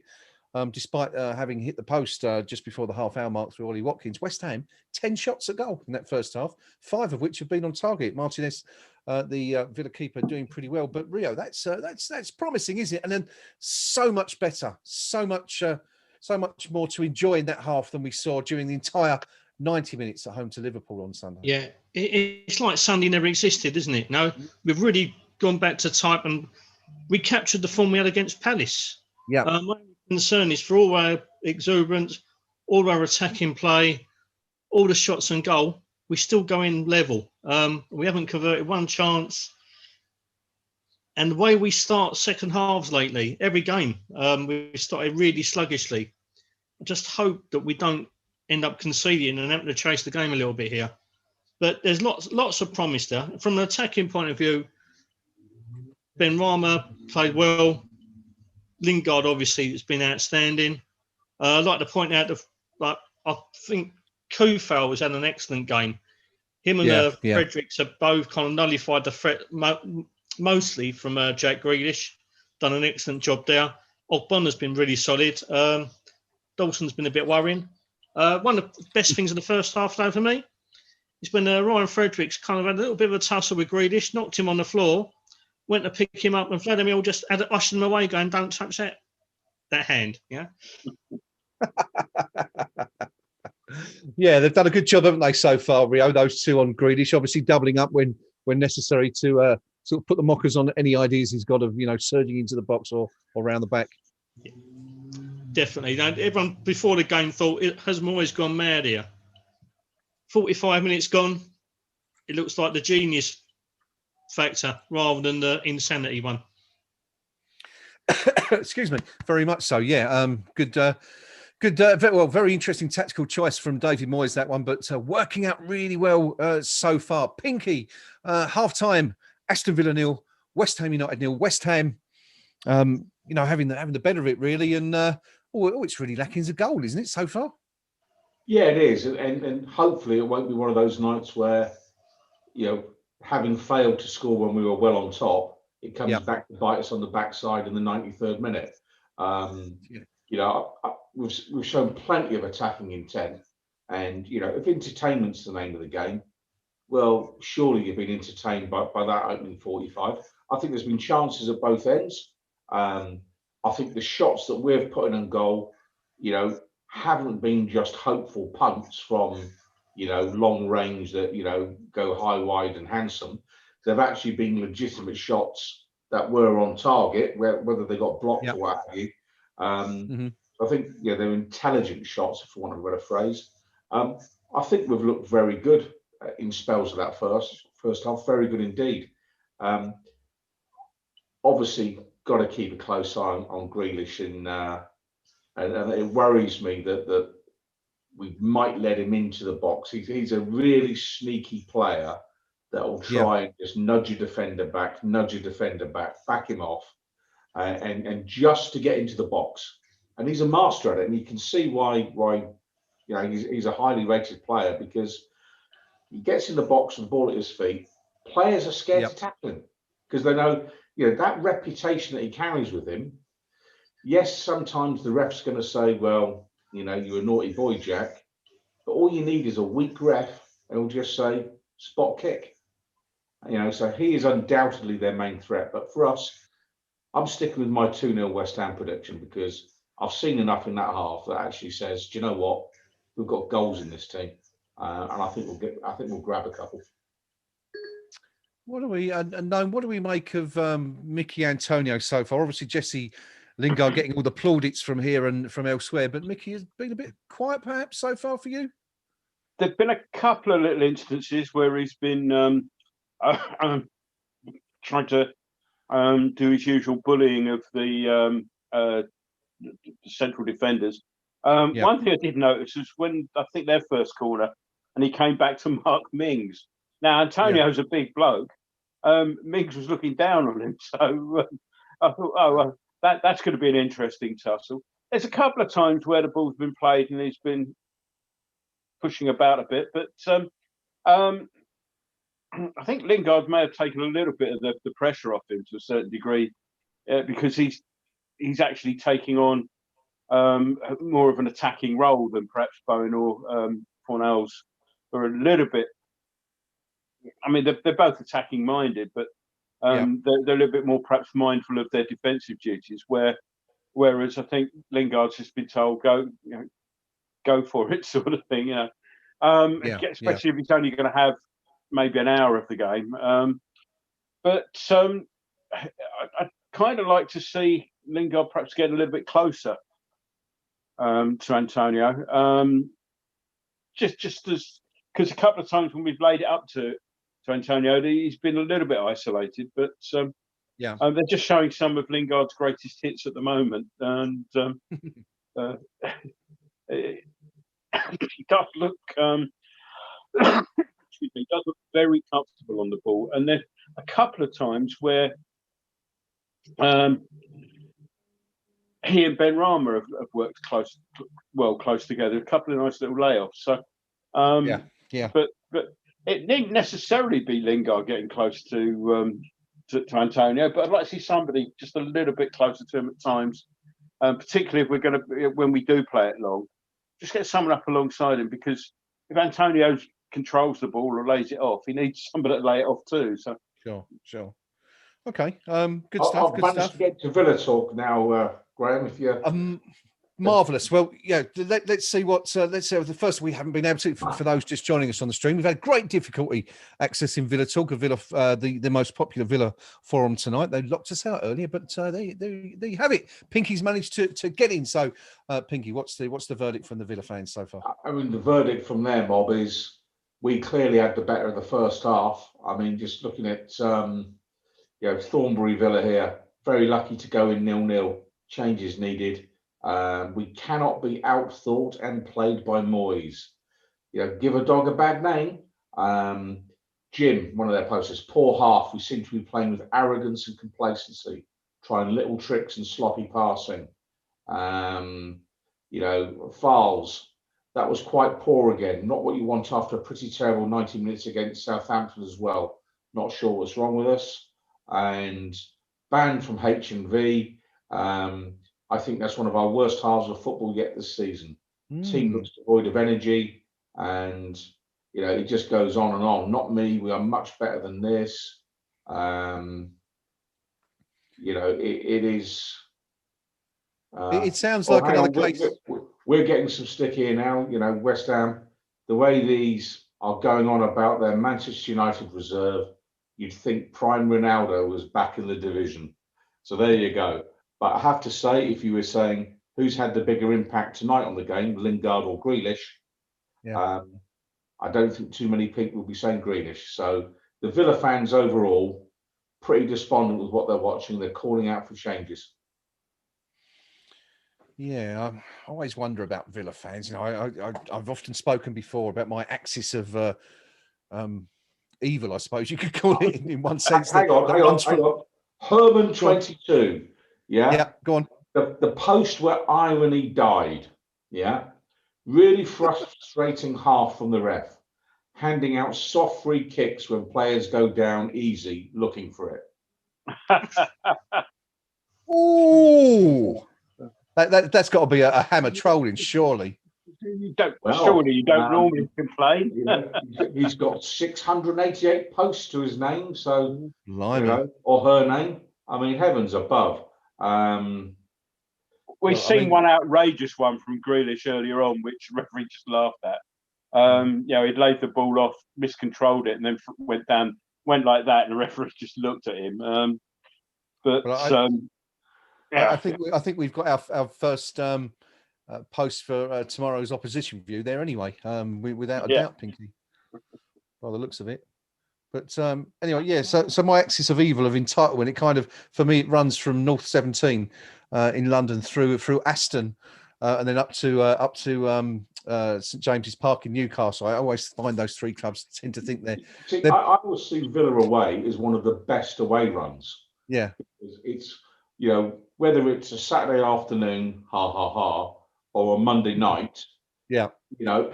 It's a 2-hour run. You're back to Leafy, Essex within 2 hours of the final whistle. If you're in a motor, whatever it may be, you can get back into the city for a train south. It's a decent away run. It's just that lovely, comfortable distance whereby if it's a Saturday, you're drinking in your local by 8 o'clock at night, you know. So Yeah. I've got a bit of a soft spot for Villa, I must say, on that score. Yeah. Rio shaking his head, doesn't agree at all. No, I mean, I hate all the other 91 clubs. I hate the lot of them. And to be honest, there are times I bloody hate West Ham and all. So, like, there you go. The joys of being a football fan. But yeah, for me, those three clubs, Tottenham, Villa, Newcastle, all massive ideas above their station. You know, all the fans think they're better than they actually are. But Villa, of course, have had a bit of a dose of it in the last few years, having spent time back in the second division, or the Championship as they call it now. It's been a while since either of the other two clubs have, of course. When were Newcastle back down there? 5-6 years ago. Tottenham, of course, you're going back to what, 77 for the last time. I think they were last relegated. Very, very vague memory of that happening, which was rather amusing, even as a 7 or 8 year old, seeing the Spurs get sent down. But half time here at Villa Park. It's Aston Villa 0, West Ham United 0. Dan Grimsey, how you doing, Dan? Good to see you, buddy. Saying Seb Hilaire would be handy out there tonight. Stevie Page says, evening fellas, in the past would have been punished for our profligacy, but this team is hard to predict. I'm cautiously optimistic that we'll go on to get the win here. Well, let's hope so, Steve. Leon saying that we need to get closer to Mickey Antonio, get bodies around him. And Nick's asking, where can we get that KUMB t-shirt from? Well, they are actually, I'll see if I can post a link, actually, Nick. They are available in several colours, several sizes from your favourite stockist. No, actually, it's only one stockist on the internet, but you can get them. They are quite expensive for t-shirts, but they are base rate plus about 10%, I think we earn from, which is about £1.50 or something like that after taxes are taken off. But I'll post a link anyway a little bit later. Lewis saying that, have you seen that Hilaire was left out of Ajax's Europa League squad by mistake? Gnome, did you see that? Sorry, it's the sort of thing we do, isn't it? Yeah. Admit a player by mistake. Yeah, we've included several by mistake, so leaving one out by error. Ain't that the truth? Ain't that true? Rio, we've done the Villa forum at halftime. What's the KUMB.com forum match read looking like at halftime? Everyone's got to be happy, surely, what they've seen so far. yeah, there's a lot of positivity flying about the place. There's also a little bit of anticipation, bit of nervous anticipation creeping in here. Okay. Crouching Hammers put, we started very well and controlled the game for the first 20 minutes, but there's a reason Villa have one of the best defensive records. The last 15, we've gone off the ball a bit, so we need to get right back on it early in the second half. Bubbles 1966. Anonymous half. We've been far the better team by some distance. Fred and Kufel have shut the diver out, and we've had 10 shots, but it's still 0-0. This is the game that kind of typically ends up losing 2-0. He'll put Grealish on Creswell, we don't watch out. Lincoln Hammer 1963. I'm going to call this early. Vladimir Kufel, player of the season. Very similar qualities to Sebastian Schemmel, who was also Hammer of the Year back in 2001, he thinks. Here we go here. Sticky. I know I pull him up every game. That's because I feel he's a very limited player. Aaron Creswell, when the ball comes near him to cross over in the air, he's terrified. He's such a frustrating habit of turning his back on the forward. WCP, we're playing well, but we can't keep squandering these chances. Villa got back into the match by half-time. They're not going to keep missing these. Yeah. Someone needs to start bagging these opportunities. There's a lot of praise going around for Vladimir Kofel. 2 or 3 other posters have also commented that pound for pound, he must be one of the buyers of the season. Yeah, what a bargain. What a bargain he's been. No, 5 million. Can't shake a stick at that, can you? Well, saying we're underway again. One change to note. Okay. El Ghazi's off for Traore for Villa. No changes on our side, and we're 15 seconds into the second half. Okay, there it is. That's the halftime break. It's Aston Villa 0, West Ham United 0. We're hoping the Hammers can continue that excellent form in the first half and go on to grab a vital win here this evening in West Ham. What is it? The 22nd Premier League game of the season. Were you expecting any changes there from the Hammers Pinky at half time? Are you not surprised at all to see the same 11 come out, I guess? Not surprised at all. I think we'll probably see Lingard going off on the hour mark, but Right. I wasn't expecting anything at half time. I mean, I would imagine the manager will just be saying more of the same. Dare I say it, I think we're already seeing a slightly higher work rate from Aston Villa at the start of the second half. With the whole minute's evidence to support that view, but they look a little bit more motivated now than they were in the first half. Let's put it that way. Yeah. No. Let's hope it's not a combination of our usual first few minutes into the second half where we forget to come out. Villa have got a free kick, maybe about 35 again yards out, slightly right of centre, which about 36 yards out, looking at the cut of the lawn there. Cash is on the ball, looking to swing it into the box. Cash plays it in, and it's far too far for everyone else, and it curls away harmlessly for a goal kick. Yeah, just before that, we saw another example there. Gnome of Kufal going up against Grealish, and Grealish getting no change at all from the Czech defender. Yeah, I mean, he held on to the ball, but he wasn't able to do an awful lot with it. Although he did, Villa retained possession. It was from that little passage that they got the free kick. Yeah, yeah. So I'm guessing it looks difficult to tell, but I think that's Southgate they're focusing on at the moment in the stands there. So presumably keeping an eye on Rice and I suppose to a certain degree Grealish. But yeah, as Pinky said, Villa look a little bit sharper than they did in the first period, and we haven't really seen the ball in the first couple of minutes of the second half. Villa on the attack now, building up a bit of pressure. I think that's gone out, hasn't it? Surely, playing on. Long ball was played. Grealish somehow I think it was Grealish kept it in. Everyone had their hands up for it going out, but they played on. It's clear, but then we're not holding on to it at all at the moment. It's back out with Grealish on the left, who's trying to tease and taunt Fredericks. Ends up playing it square. Again, Grealish goes on a run, cutting across the pitch, but again, he's not seeking an opening, and he ended up laying it off to Watkins, I think that is. And yeah, doing very well. Frustrating Grealish there at the moment, but I'd like to see us go back to where we were in the first half and playing in their half to a certain degree. Okay. Just going back to what you were saying, that was actually Gareth Southgate in the stand there, all masked up, but reminds me of one of my favourite games ever at the Bowling Ground, a League Cup quarter-final tie.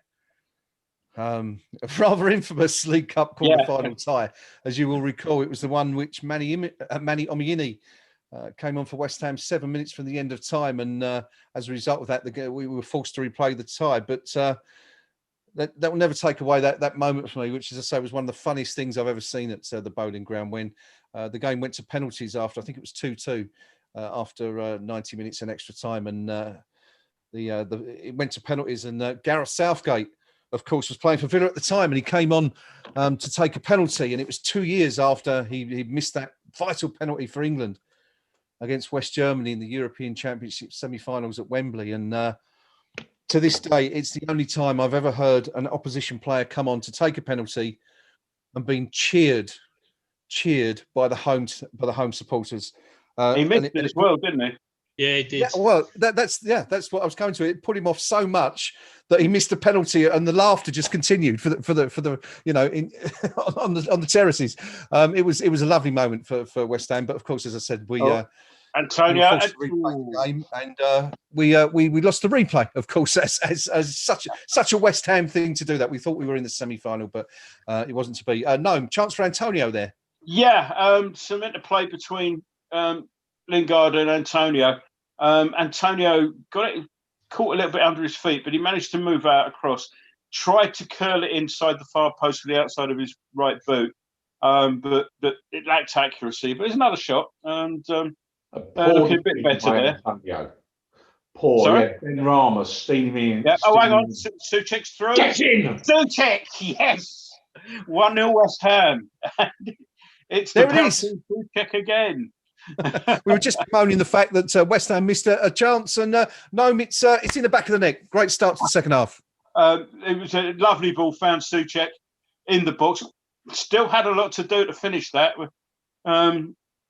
Yeah, clearance headed forward. Antonio holds it up, plays it inside, and it's a lovely first-time ball from Ben Rama, and that's a superb finish. Yeah, great ball from Ben Rama, but Souček's got a tight angle there, drills it across Martinez. That's a brilliant finish.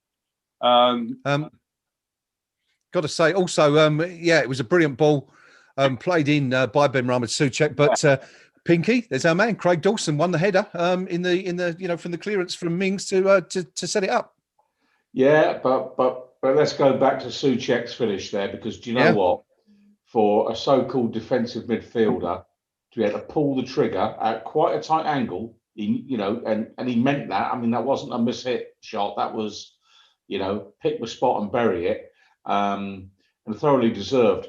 The point I was making before that, when Antonio did his attempted curling in off his right boot, he had Ben Rama steaming forward on the left side of him in acres of space, and Ben Rama was absolutely furious with Antonio for not playing the simple ball to him. And having called out Ben Rama most weeks for taking the wrong decision, I feel duty bound to do the same on Antonio. So,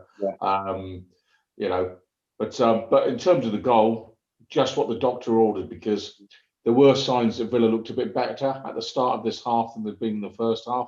Yeah. Now it's a whole different ball game here now, because a goal up. I'm not sure this Villa team's got 2 goals in them. I'm really not sure about that.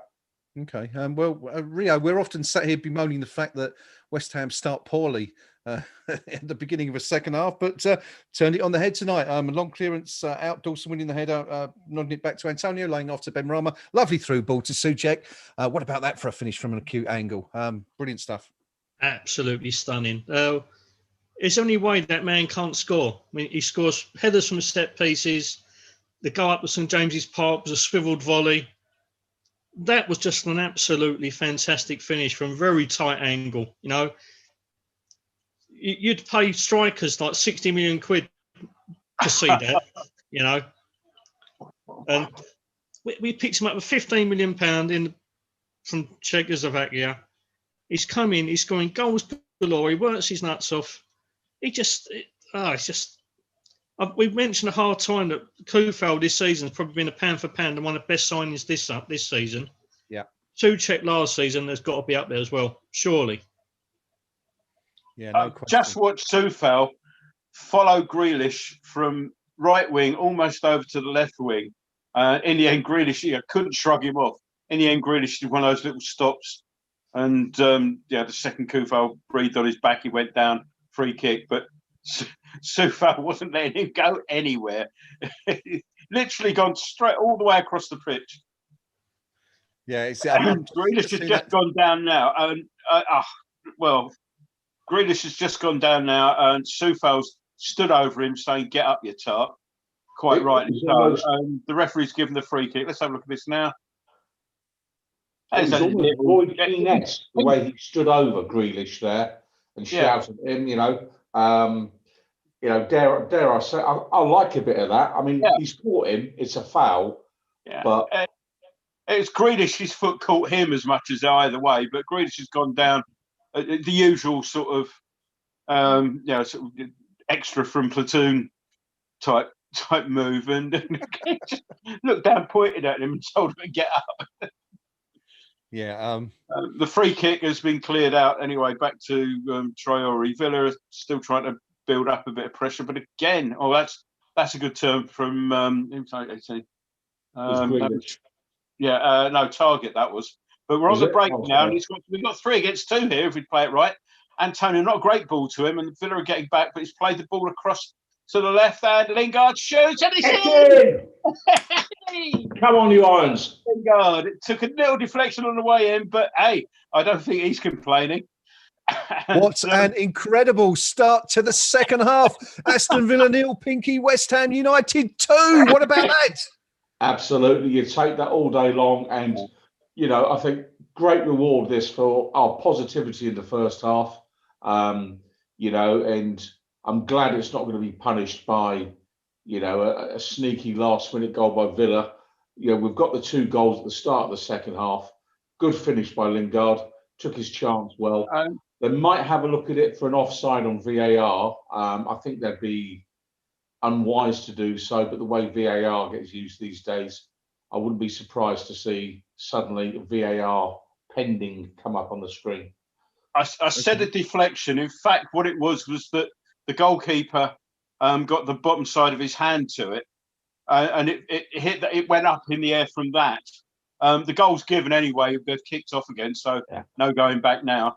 The irony was that the keeper's attempted save there pushed the ball up in the air. I think it might have been, I'm not sure who's coming back there, sliding in, might have been able to clear it, the defender, but hey, who cares?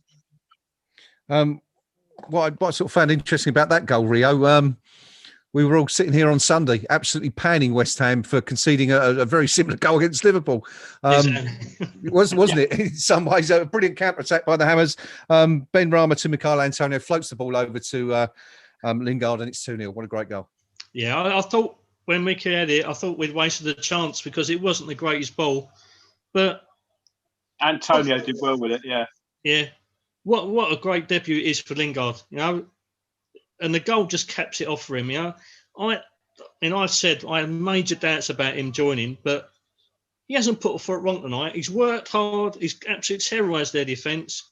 And the goal is just the icing on the cake for me. What a fantastic start to the second half. All season we've done this, like started off really poorly. What a turnaround, eh? What an absolute turnaround.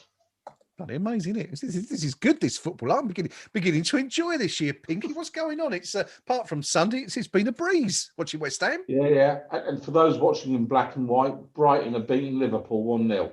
I mean, so far, so good from West Ham this evening. You know, I mean, you couldn't possibly describe this as a lucky 2-0 smash and grab job. I think we've been well on top through almost all of the first hour. I'd say of the first hour, we've probably been on top for about 50 minutes and thoroughly deserving our 2-0 lead. And I'm not too sure that Villa have got too much to come back to us with as we tear down the right flank again. And Fredericks giving his man all sorts of trouble, puts the ball in. Oh, you should have scored. Oh, Antonio, you've got to bury that, son. You know, I mean, the ball's come into him. He's got a shot off.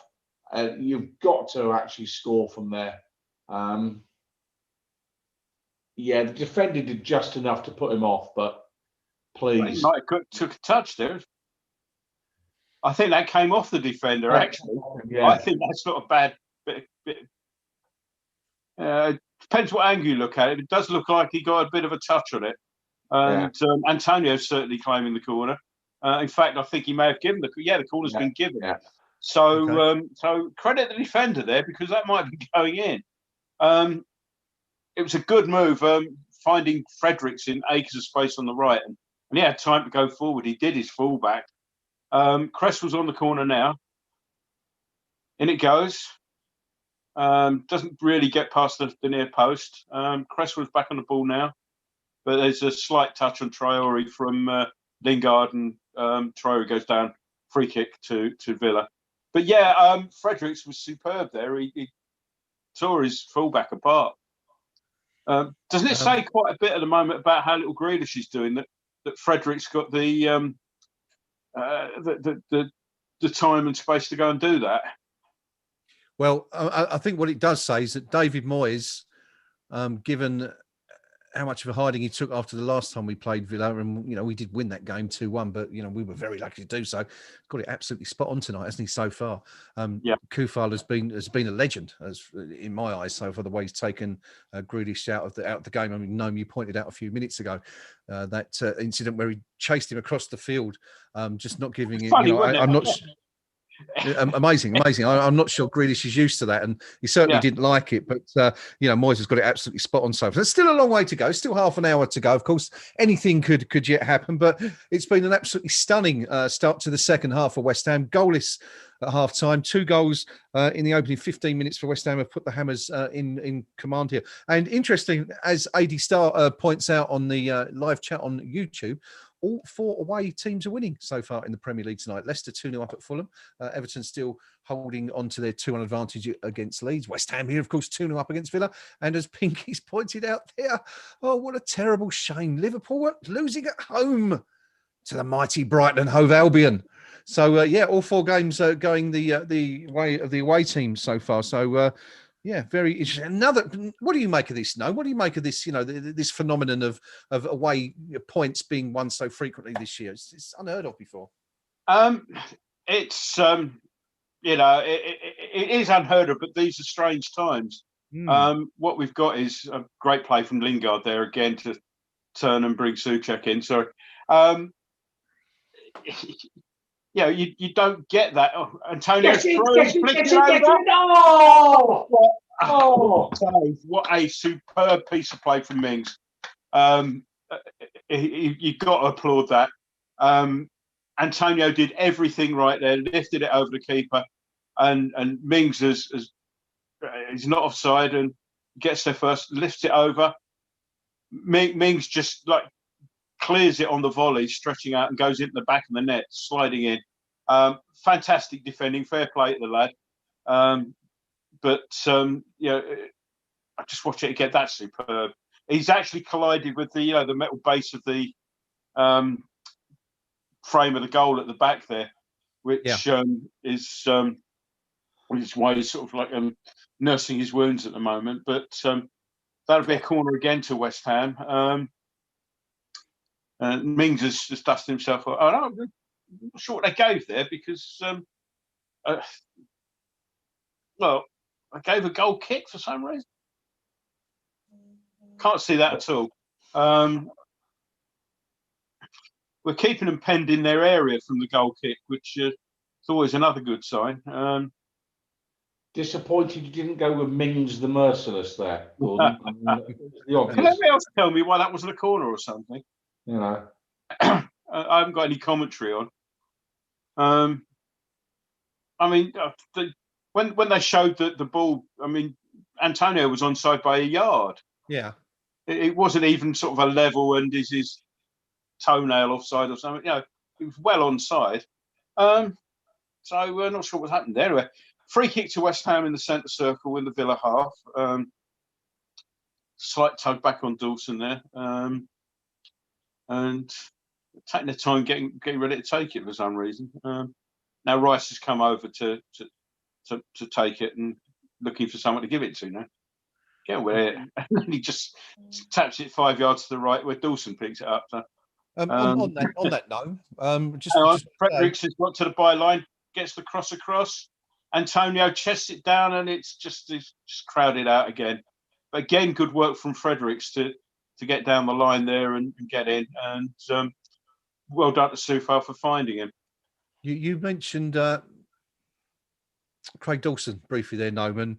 We were a bit critical of him at half-time, and I've got to say he's been absolutely immense since half-time. Had a part to play in the first goal and won the ball again for that Antonio chance where he lobbed the keeper and Mings came to save the day for Villa. So I would imagine, Pinky, he's probably got something to prove tonight, being an old West Bromwich Albion player. He's going to be no fan of the Villa, is he? Having spent many years at the Hawthorns. Do players really think like that? I'm not so sure they do. If I'm being honest, I don't think they care that much, to be honest. Sorry, no, but I reckon he must have had plenty of stick over the years from the Villa fans, surely. Being a baggy. Honestly, I don't think players care. I think they actually lap it up a lot of that stuff. Any player with any character certainly would.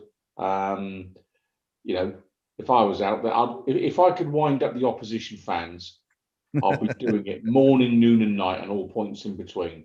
I'd absolutely revel in it, and I expect most of them out there would be likewise.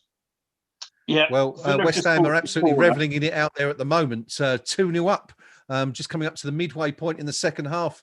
Rio, should we have a little dive into the KUMB forum and just see what Well, we've not got a seen? corner for Villa here, Gray, if you want to hang on a Okay, second. let's go to Gnome first of all. Yeah. Gnome for the corner. Shot from try from the edge of the box. Dawson got the block in. Went high up in the air. Fabianski completed the tip over the bar. Villa's left. Grealish is on the corner now. It's well to the far post, and Fabianski's got. So that's my name's on that all day long. So Fabianski just calms it down as people sort of run away from him. So away we go. Villa, I believe, still yet to get a shot on target unless that one, the deflection that Fabianski tipped over the bar there counts. West Ham 14 shots so far, 7 on target, and of course, most importantly, 2 goals. Rio, the KUMB.com forum match thread, I imagine, is a very lively place right now. Surprisingly enough, it's on a little bit on the quiet side because all we're getting is the U's and R's and oh my gods, you know, that kind of posting. Do anything really of substance? Grass has put never doubted our TikTok star for a minute, honestly. It's been a great play from all three there. Benrahma releases, Antonio looks, picks the right ball and goal. I think Vic Watson needs a restraining order. So Jesse's solicitors, will you please get on it? Lingard, what a celebration too. I love him. Simon Hammer's done the mention about the Kufel thing again. Grealish has been shadowed all over the pitch by Kufel. Then he dives.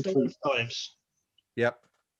And Derby Hammer has put all the worry about Benrahma being a bit of a luxury. He's a hell of a team player. He's chased everything, got back to help out in defence, and he's very unselfish with the ball, picking out some great passes. He's a massive upgrade on Anderson on the left.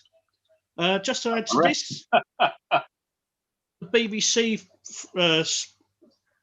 little stats in their commentary. Yep. Jesse Lingard scored in consecutive Premier League appearances, although they're 192 days apart. Love that. Great stuff, Rio. Good to see. We'll dip into the forum again a little bit later. Another indication of sort of the difference between the two sides tonight there, Pinky. We just saw Ryan Fredericks. He's had a stormer, hasn't he, tonight? But I think it was poor Matty Cash again. He just sent tumbling to the ground. Yeah, I mean, dare I say it, this is a game where Villa are making us look superb. I feel bad saying that because it's damning our lads with faint praise, so to speak. But Villa have been shocking in the main. Here we go. Hang on. And they are getting absolutely slaughtered on Villa Talk. I mean, with Ross Barkley being the #1 hate figure. Okay. I think we've just seen the first time Grealish has looked very dangerous in our box. A nice little 1-2. Got to the byline, but Soufal's blocked it. Villa are making another change. Barkley's just coming off. I think that is. I'm not sure who's come on. Didn't see the number. Anyway, Trezeguet's come on. Corner's taken, headed out to the edge of the box. Lobbed back in. Sort of not much conviction to that. And that's sorry, that's just, I think Benrahma came back and hustled the Villa player off the ball, and it's come back. We're taken away. That's a bit late and nasty. That should be a yellow for that. Suspect now they're giving there's a free kick to Villa now, which is fair enough. Benrahma slid in, but I think the Villa player who's just gone in straight through Lingard there. And it's just caught him. Try to see who it is. It's Douglas Luiz has just caught nasty little off the ball one for Lingard. So it's one of those oddities where it's a Villa free kick, but Villa player's been booked for the earlier foul that was advantage was played. Are we? Pinky, are we? Sorry, I forgot. What were we on there a moment ago? We were talking about Fredericks, I think, weren't we? Yeah, I mean, basically, Ross Barkley was getting slaughtered by their lads, but of course, yeah. The Villa fans have pointed out that Kufal has had Grealish in his pocket all night, and so they're recognising that actually it's our decent play rather than their ineptitude that is doing things. So they're taking a more generous view of our performance than I am, because I'm taking a harsher view of their performance. But Rice now pouring forward, plays it left. I mean, honestly, this could be 6 or 7. It really could be. We have created so many chances this evening. Have Villa had one on target yet? Has Fabianski had a save to make? Well, no, not according to the stats. They haven't. They've had. Oh, sorry. Yes, they have. I think they must have counted that opportunity that looped up from the deflection and that Fabianski tipped over the bar. But according to the match stats, yes, they've had 4 shots, 1 on target. West Ham 15 shots, 8 on target. I mean, we've been so dominant. I will tell you now, were we there, we'd be giving it the Olays. It's. We've looked good tonight, but I have to say, Villa have not been what I expected at all. Oh, another effort on goal. Cross from the left left of centre from Lingard. Found Souček, who got the header in straight at the keeper though, but another one on target. Okay. We are inside the final 20 minutes now. Interestingly, talking about Villa Park, there's a post that came from a friend of KUMB's, Steve Law, a little bit earlier in the half, and he says it's been chipped away at, but Villa Park is the most beautiful standing ground. Flashbacks to the semi-finals of 1980, 1993 and 2006, and Paul Ince's wonder goal. Miss being there tonight. So pretty much echoing what Pinky's saying there about, especially the fans will be having a party, wouldn't they, up there?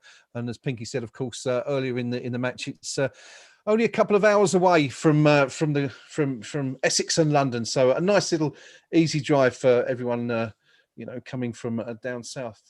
Still no changes, Rio, for West Ham. You surprised by that? Yeah, a little. I thought he might have taken Lingard off because of obviously the lack of first-team football, and might have brought on Jared Bowen possibly for him just to add a bit of fresh legs. We know how Jared likes to work, and he's running does cause a lot of problems.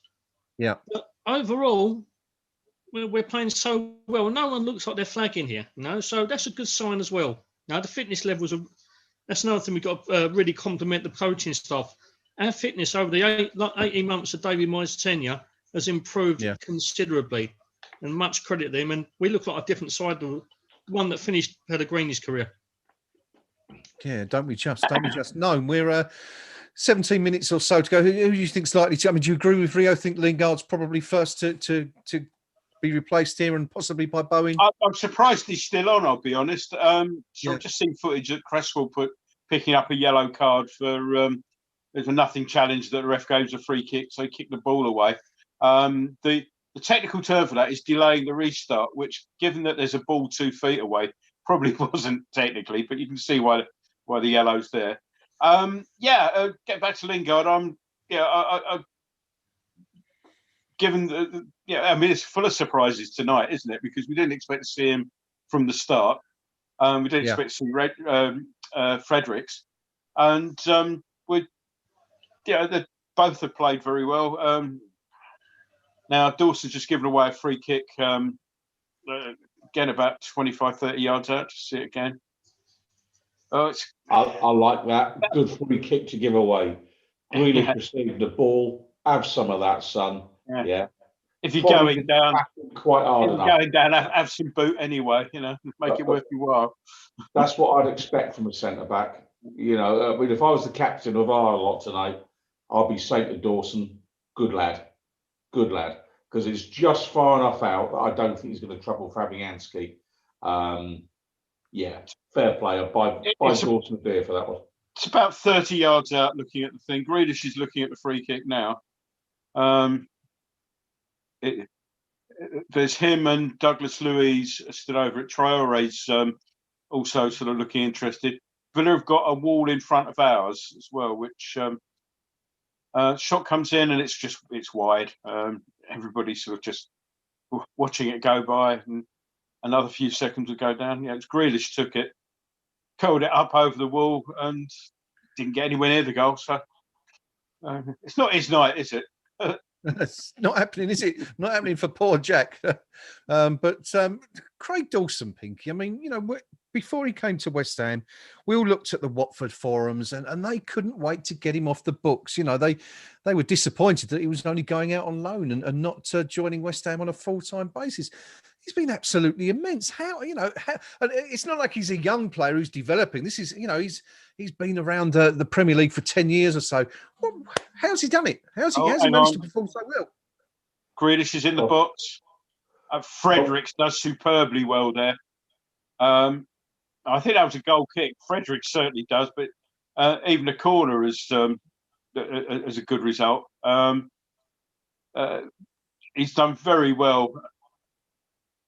In fact, that's a goal kick. Fredericks hasn't touched that ball. Grealish has tried to cross it. He's kicked it against his own thigh, and it's gone out.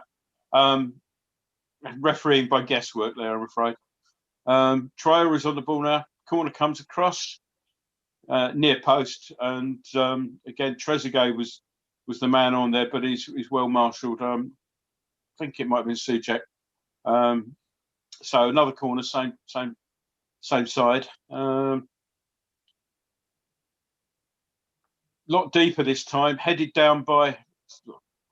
Grealish has now thrown himself to the floor again on the edge of the box, and Declan Rice is in there. Nobody's getting past him.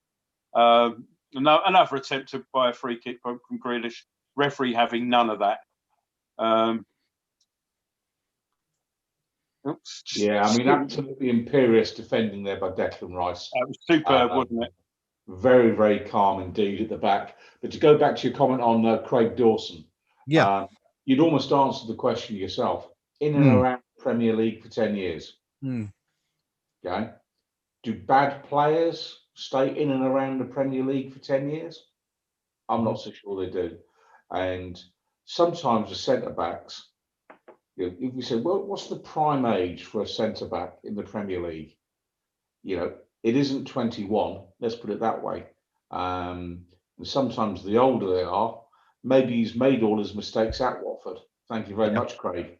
And Moyes has picked him up when he's finally learned how to do the job. And he's the type of player who's an old-fashioned central defender. He's not your ball-playing centre-back.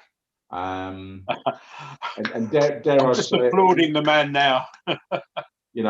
In the Wes Morgan kind of style of late developer, shall we say. If you think when Leicester City won the league, you look at the central defenders they had, not exactly spring chickens, No. not exactly players that would set the pulse racing of the purists, but to do the job, sometimes you just need a good experienced pro.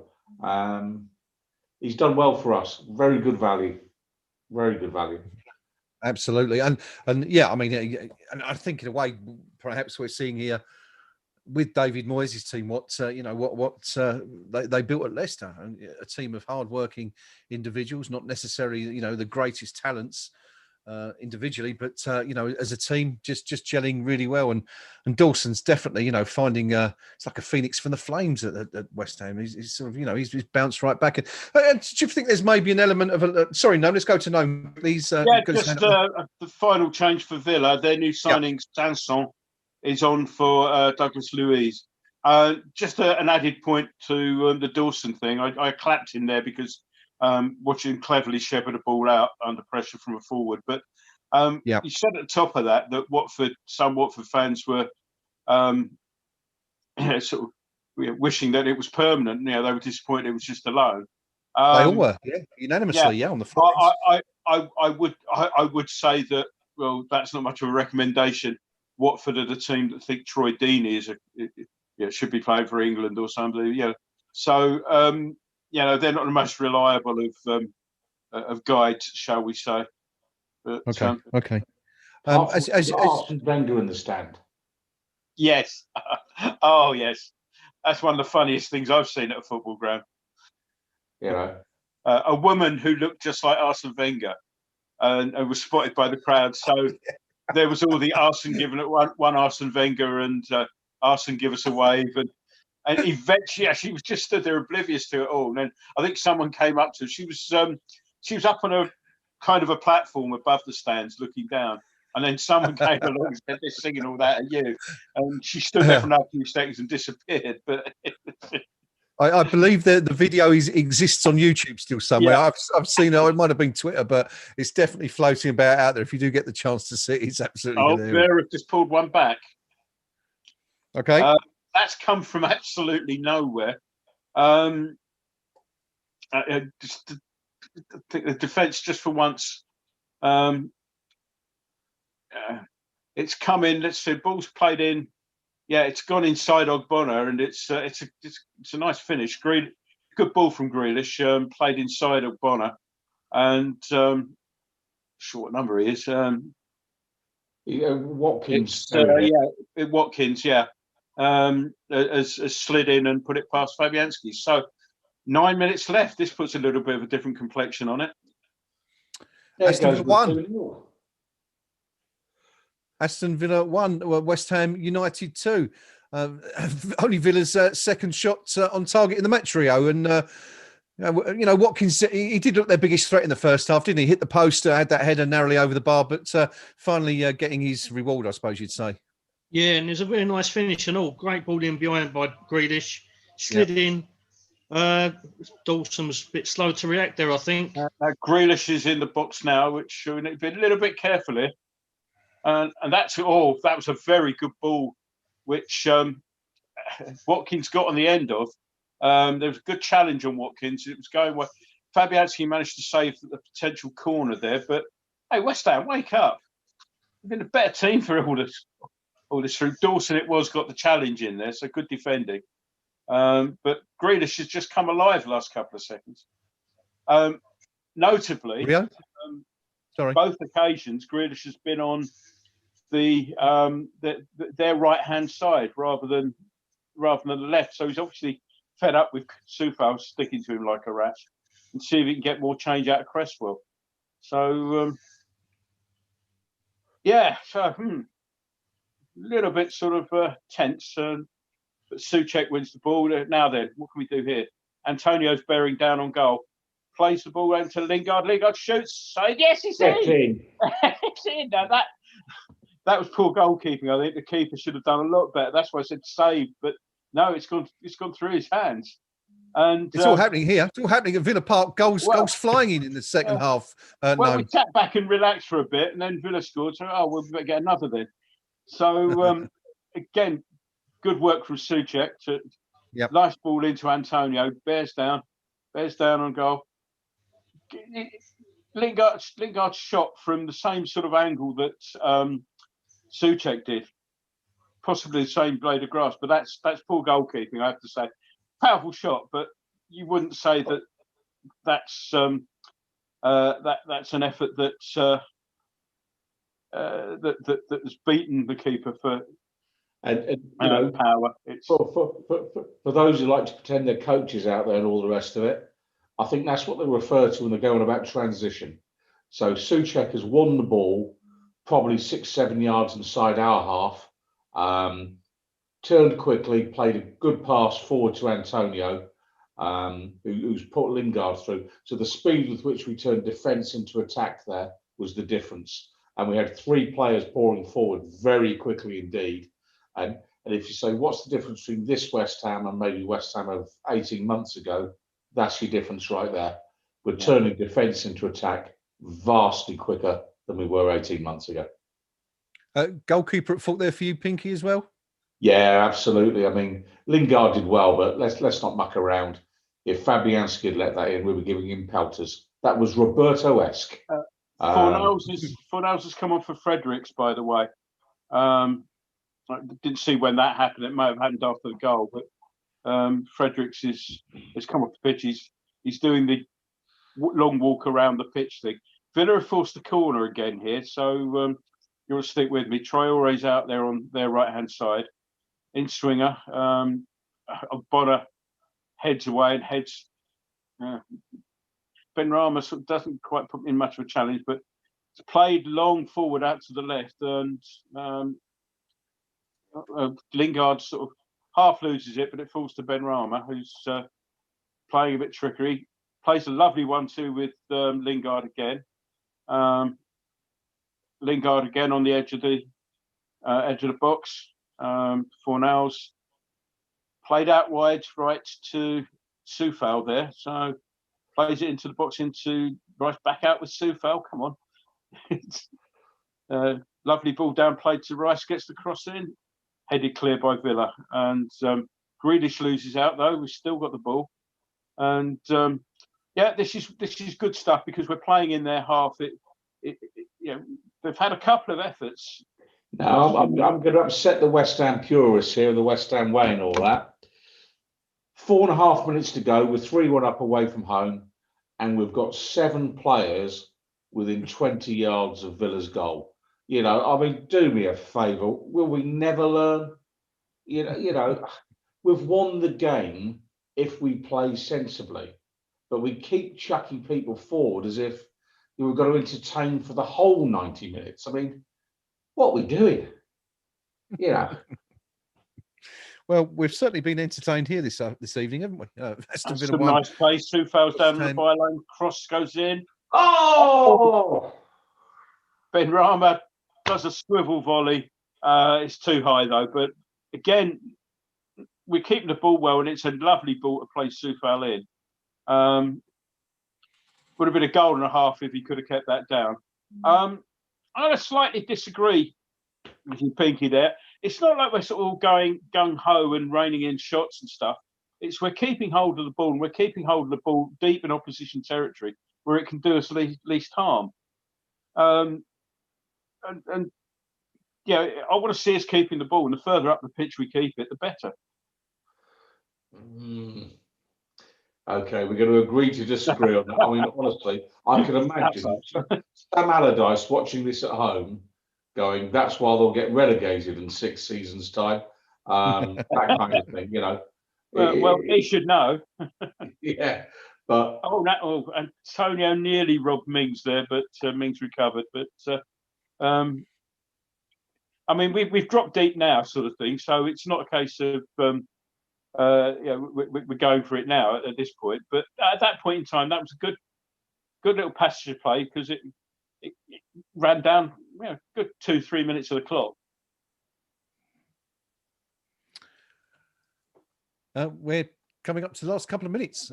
West Ham cruising now. We were a bit worried there a few minutes ago, weren't we, when Villa pulled one back? But no need to really. Less than 2 minutes later, we West Ham talked about Lingard with his second goal of the game. Also, I just wanted to point out, I think Pinky, you gave credit to Souček for winning the ball for that third goal. I think Dawson also, yet again, had another hand in it. I mean, I think he made the initial challenge, and then Souček went in and nicked the ball off him. So Craig Dawson, as I said, we were critical at half-time of him, been absolutely immense in this second half. Gnome, were you coming in there? Yeah, sure. Just to say we've made another substitution. They're sneaking them on. Benrahma's gone off and Johnson's replaced him, so slightly more defensive outlook there. That was it. That was all I wanted to say. Okay, good stuff. I think that's it now, isn't it? That's our 3. No, we've Fornals is on, Johnson's on. Who else came on? Missed one. Have I missed one? Maybe it's just the 2. Maybe we've still got one more to go.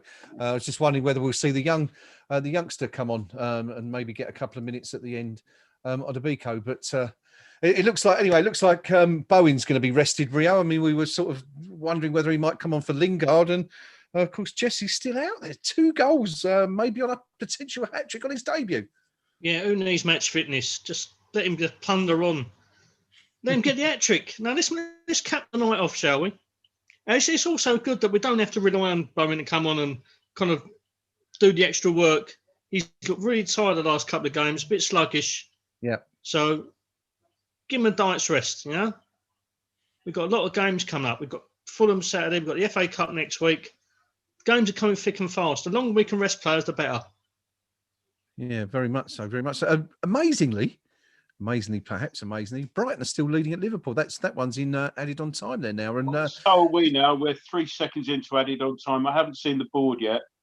4 minutes of stoppage. which will be the substitutions basically, and a little bit for luck. So yeah, 4 minutes of stoppage, and we're basically 17, 18 seconds into that. All four teams winning away from home. Well, actually, it's five, isn't it? Because Man City winning 2-0 at Burnley, Leicester winning 2-0 at Fulham, We're Everton going to winning use up 2-0 some of at that time. Leeds, I think we're and about to make we're another beating sub. Villa, and Brighton 1-0 up against Liverpool. So it could be all five away wins. No, another substitution on the way. Yeah, Lingard's finally been given the rest. BT have named him man of the match, and yeah, he's had a fine game. Bowen's come on to replace. So that was, you know, within the first minute of stoppage time. I think that was to use a few seconds.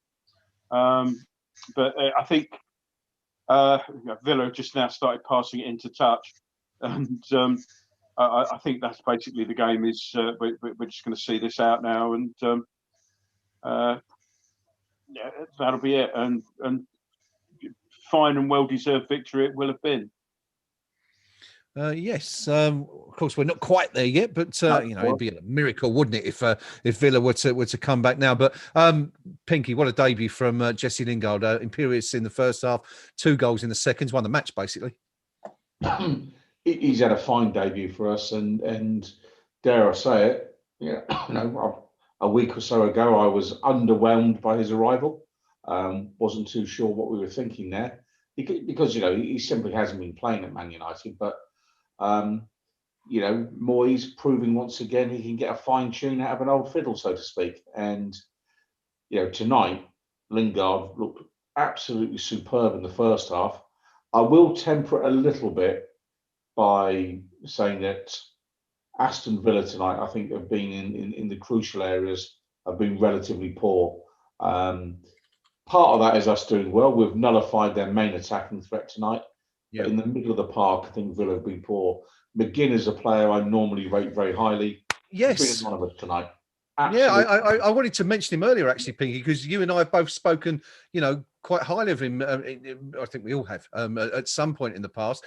Absolutely magnificent against West Ham last year. But yeah, he's been anonymous, hasn't he, today? Yeah, not shown at all. And I think really, you know, again, you look at our team, where we've really strengthened in the last year or so. If your opponents now, and you're looking at who you're going to play the following week, and you're facing, you've got to go and break down and get past Declan Rice and Thomas Souček. You don't want that job. Here we go. Oh, you know that the pair of them in the middle of our team are proving to be highly effective. And I just wonder, you know, with Deckenbauer now, whether or not he's looking at this and he's going, we're in 5th spot. Is there a way that the chairman and manager can actually persuade him that he might be in a position to win things at West Ham United? You know, and maybe, just maybe, David Moyes is kind of convincing Sullivan. Yeah. Spend some money in the summer, strengthen us a little bit more, and we might have something here, you know. And I don't want people to think I'm falling for the old Sully line of there'll be money next month, but I just get the feeling we're actually developing a very good team here. You know, there's the final whistle, guys. What more do we want? Yeah. There's the final whistle. Just before the final whistle, Souček got into a good spot in the box. His shot was deflected for a corner. Nothing came in the corner, and that was the final whistle. Moyes and Lingard have got grins like Cheshire cats on them, and yeah, well played, West Ham. And yeah, like we said at the start of the program, yeah, we expect Lingard and Fredericks to play. Yeah, what a great selection. Yeah, very much. I'm sure if you rewind the tape, it says that.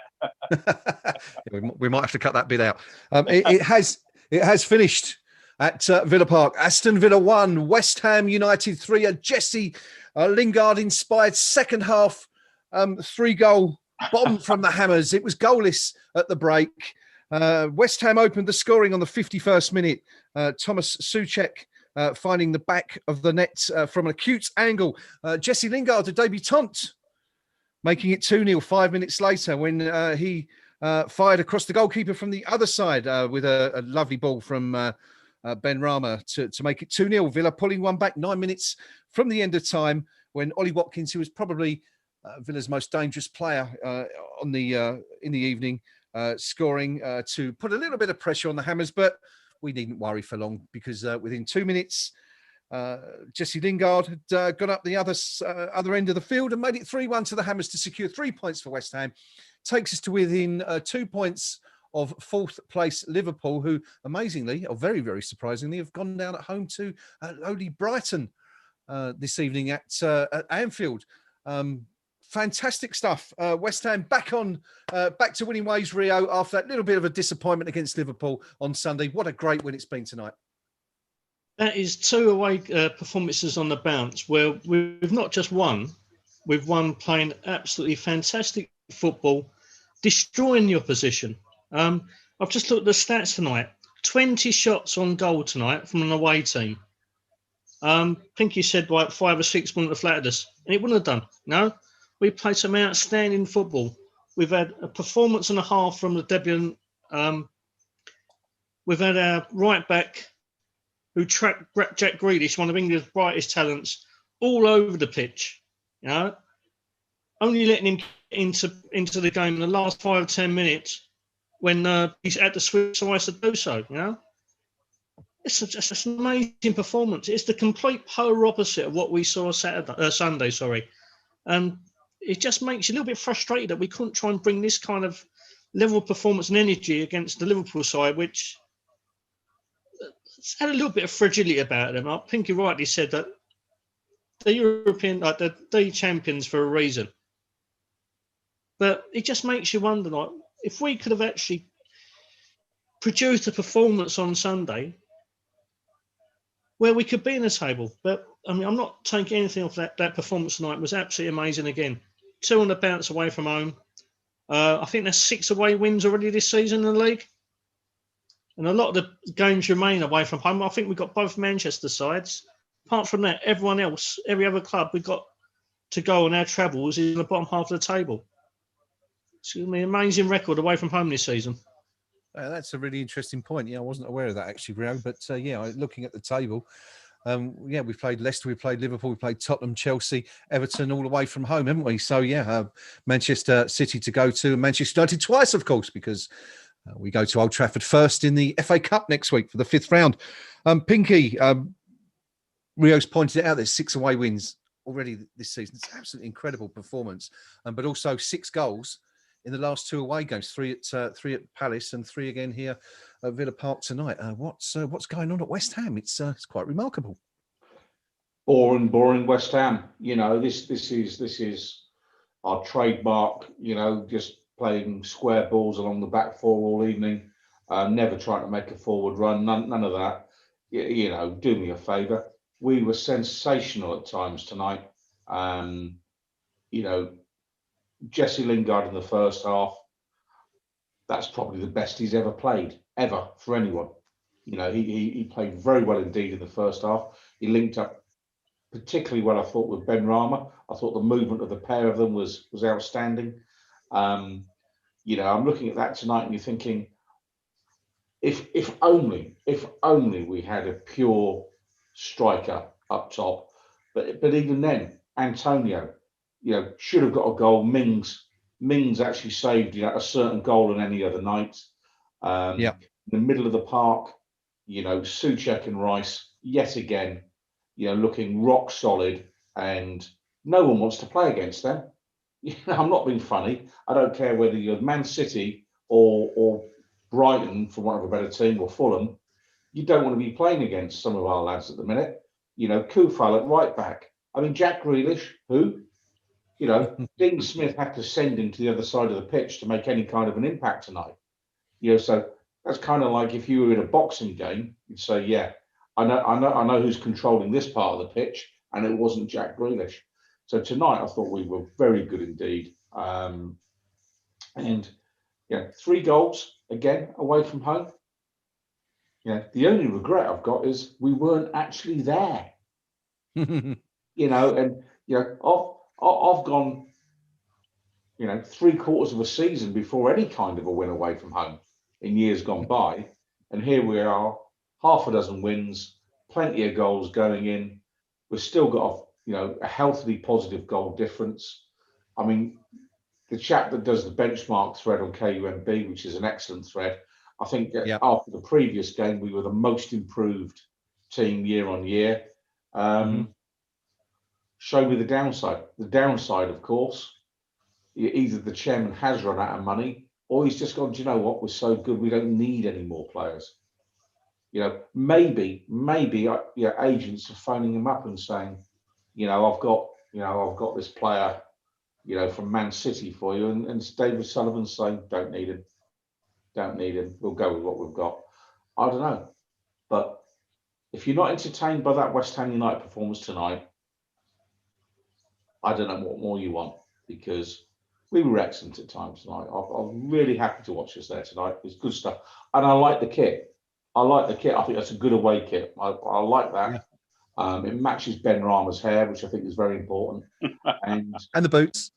Yeah, all of that. But I'd like to know the story on Thomas Souček's black eye, and if it's what traditionally footballers get black eyes for, I hope she was worth it, Thomas. Not casting any aspersions on him there, but terrific stuff tonight from West Ham. So I've not criticised Ben Rama at all tonight. There you go. That's the first. So he's kind of slowly winning me over. We saw at the back. We've barely mentioned him tonight. Bonner. Barely mentioned him. That's how dominant we were tonight. That a player who regularly features in our man of the match conversations, I think we mentioned him once in the 90 minutes. Yeah. And that will tell you about the real balance of play. I mean, you'll have some stats there, but we've battered Aston Villa tonight. Absolutely battered them. Great stuff. Funny you should say that, Pinky, because I do have some stats here for you tonight. We've sort of touched on them briefly. Here we go. Possession, Villa 57% to West Ham's 43. Villa 9 shots, 2 on target. One, of course, being the goal. I think the other one, I'm fairly certain that we determined it was a deflection that Fabianski tipped over the bar. West Ham 18 shots, 10 on target, as Rio said. That's absolutely phenomenal for an away team.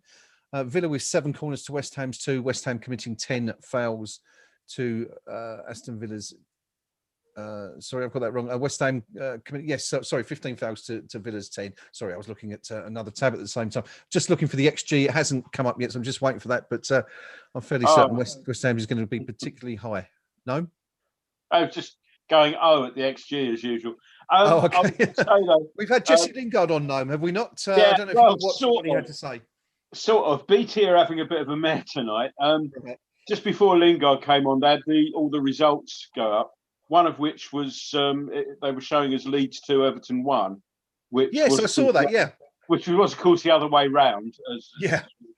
But then Lingard came up, so I was listening, and he was saying how a lot of the faces were familiar faces, and how everyone had made him felt at home, and it was commented how well he was playing together with Ben Rama and Antonio.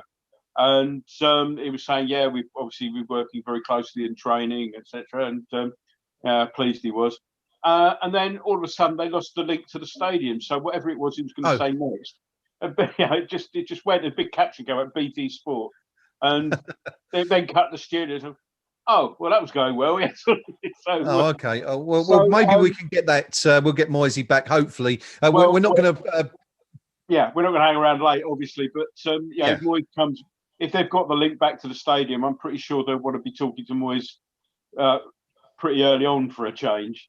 Okay, well, look, no, let's come to you. I mean, I haven't come to you yet for your immediate post-match thoughts. I mean, the guys have said it, Rio and Pinky have said it all, really, but a fantastic performance from West Ham. I'm getting tired of saying this now. It's like week after week. It's another brilliant West Ham United performance. Fantastic. Yeah. Indeed. Terrible, isn't it? We started off this evening by saying, what a surprising lineup it was. we've got Lingard back if you want. Come back to me. Well, yeah, go to Lingard, and we'll come back to you in just a moment. Then we'll leave Gnome to do that. But one thing I did want to touch on, coming back to you, Rio, if I may, we'll have a look at the forums in a little while just to see what everyone's saying. We'll jump in there before we go. But we spoke before the game about David Moyes' tactics. We said we went 5 at the back against Villa in the corresponding fixture, which we struggled in, and we kind of sort of felt between us that we might have a little bit of an issue tonight, but it transpired that Moyes had doubled up on Grealish. Incredibly effective in the end. Grealish was chased out the game. We spoke about it time and time again about how Kufal was tracking him all over the pitch. It was in a way, it was kind of like one of those Sunday league games, when you've got a pretty basic quality defender and you say to him, see that lad over there, I want you to follow him everywhere. And he does that job. And in a way, it was a bit like Kufal tonight, wasn't it, in Grealish? But David Moyes' tactics, we were critical. Credit where it's due. We were critical on Sunday against Liverpool. Got it absolutely spot on tonight, didn't he? Yeah, absolutely. You're saying about Kufal, like a Sunday league player just following some Grealish around. It's more reminiscent of Benny Hill for me. When you got that whole chain of people running around to that yakety sax music, wherever Grealish went, Kufal was snapping at his heels continuously. It was a bit of a joy to watch. There was a lot of worry before the game. What is he doing? And it was either going to be borderline genius or borderline lunacy. Thankfully, the genius part shone through. Yeah. He gets very little praise from us at times, Ryan Fredericks, but he played a massive part today. Obviously, the doubling up with Kufal, but attacking-wise, he did an amazing job. His strengths are going forward, right? He relies on his pace too much to get him out of trouble as a defender. But going forward tonight, his link-up play at times is outstanding as well. Very rarely gets plaudits from not just us, but most of the West Ham fans. It's very rare that he gets praised, but he's another one who had a great game tonight. But overall, tactically, Moyes got it absolutely spot on. We worried about him putting Lingard in with very little training, very little match practice. You've just seen the results there. 2 goals and an absolute sparkling debut. The doubling up on Grealish nullified him for 81 minutes of the game. And one of England's brightest talents couldn't even use his diving prowess to get him out of trouble at times there. So, yeah, David Moyes, hats off, mate. You've actually done a blinder there. Yeah, I imagine the criticism will be fairly quiet tonight, as wasn't the case on Saturday. But Gnome, Jesse Lingard has just finished. I think we've just managed to get back to him and hear what the 2-goal hero of tonight had to say. They rerun the whole thing so obviously the cameras were still running.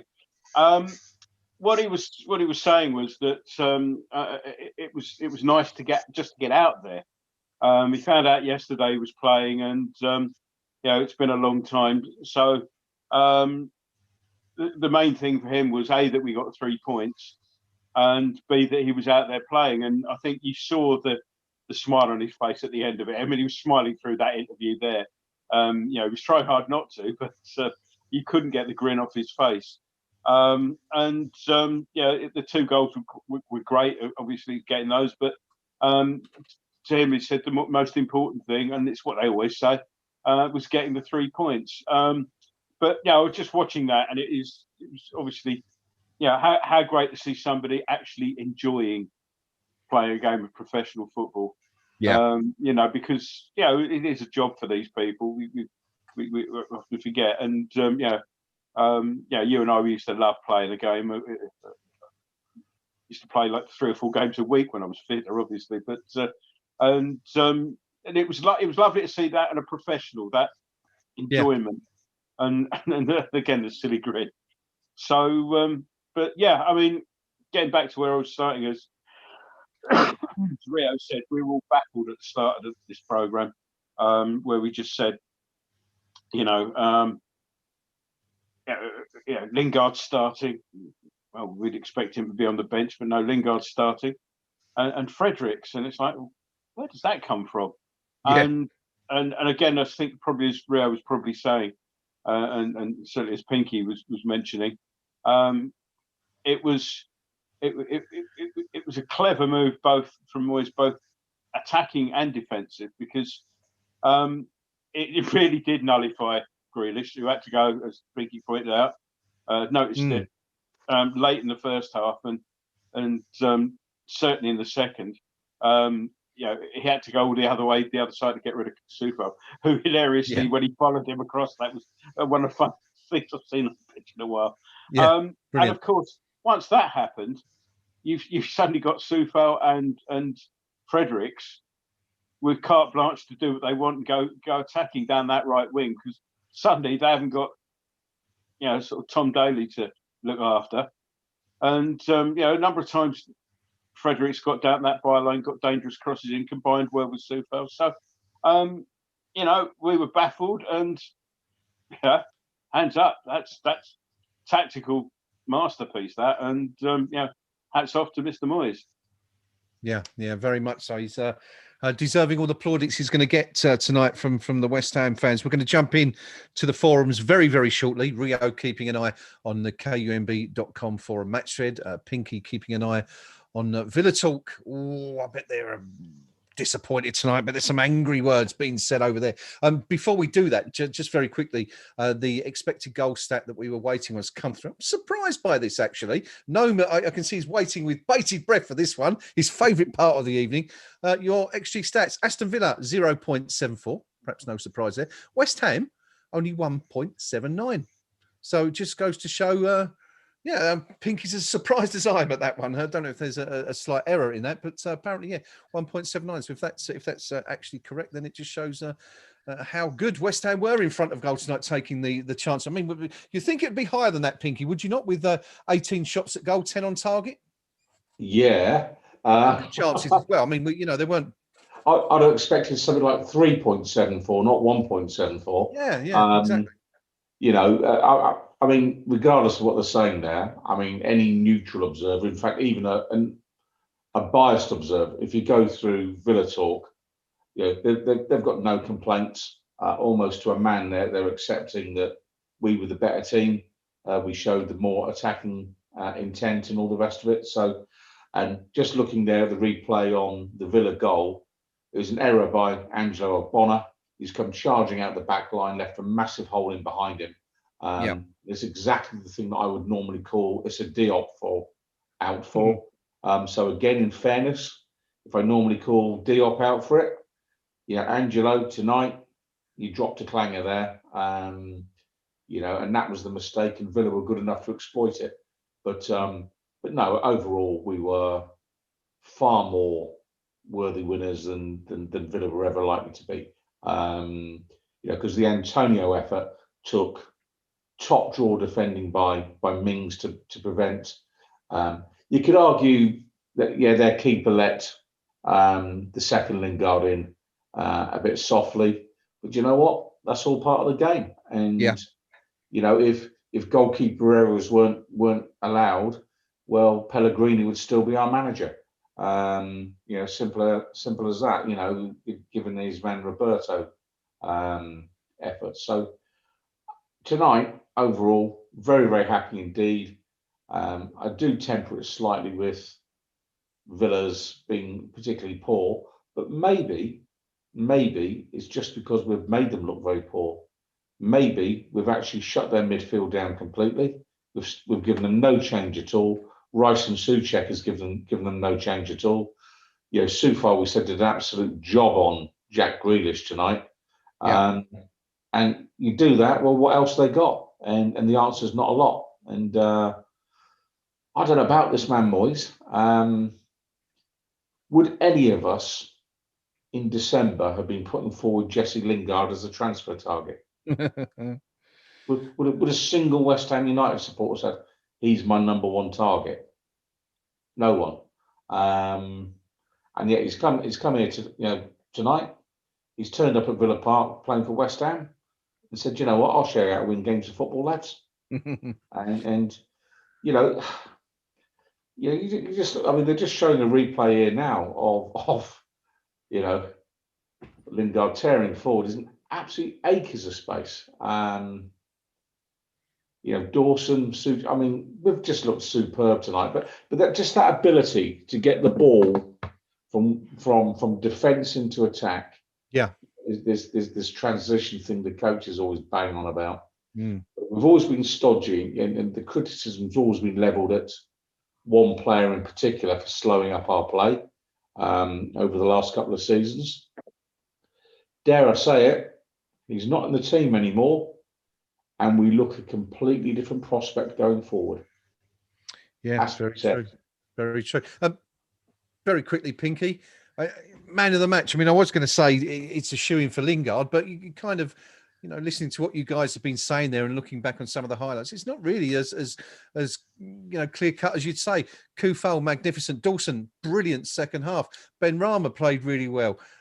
Fredericks, probably the best game I've seen him play for West Ham. Who's your man of the match out of that lot, or someone else maybe?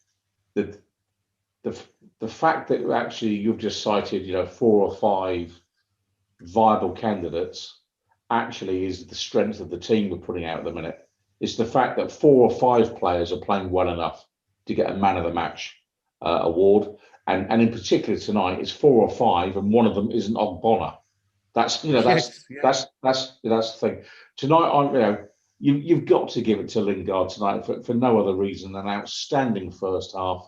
He gets a couple of goals. He's on debut. I mean, you'd need a heart of stone not to give him man of the match. But I have to say, Kufal, the way he shut down Jack Grealish, Southgate, the England manager, watching that tonight, would have been looking at that and gone, you know what, there's plenty of coaches out there who'd have been watching that tonight and said, this is how you stop that man playing. And maybe the big loser tonight was Jack Grealish in front of the England manager.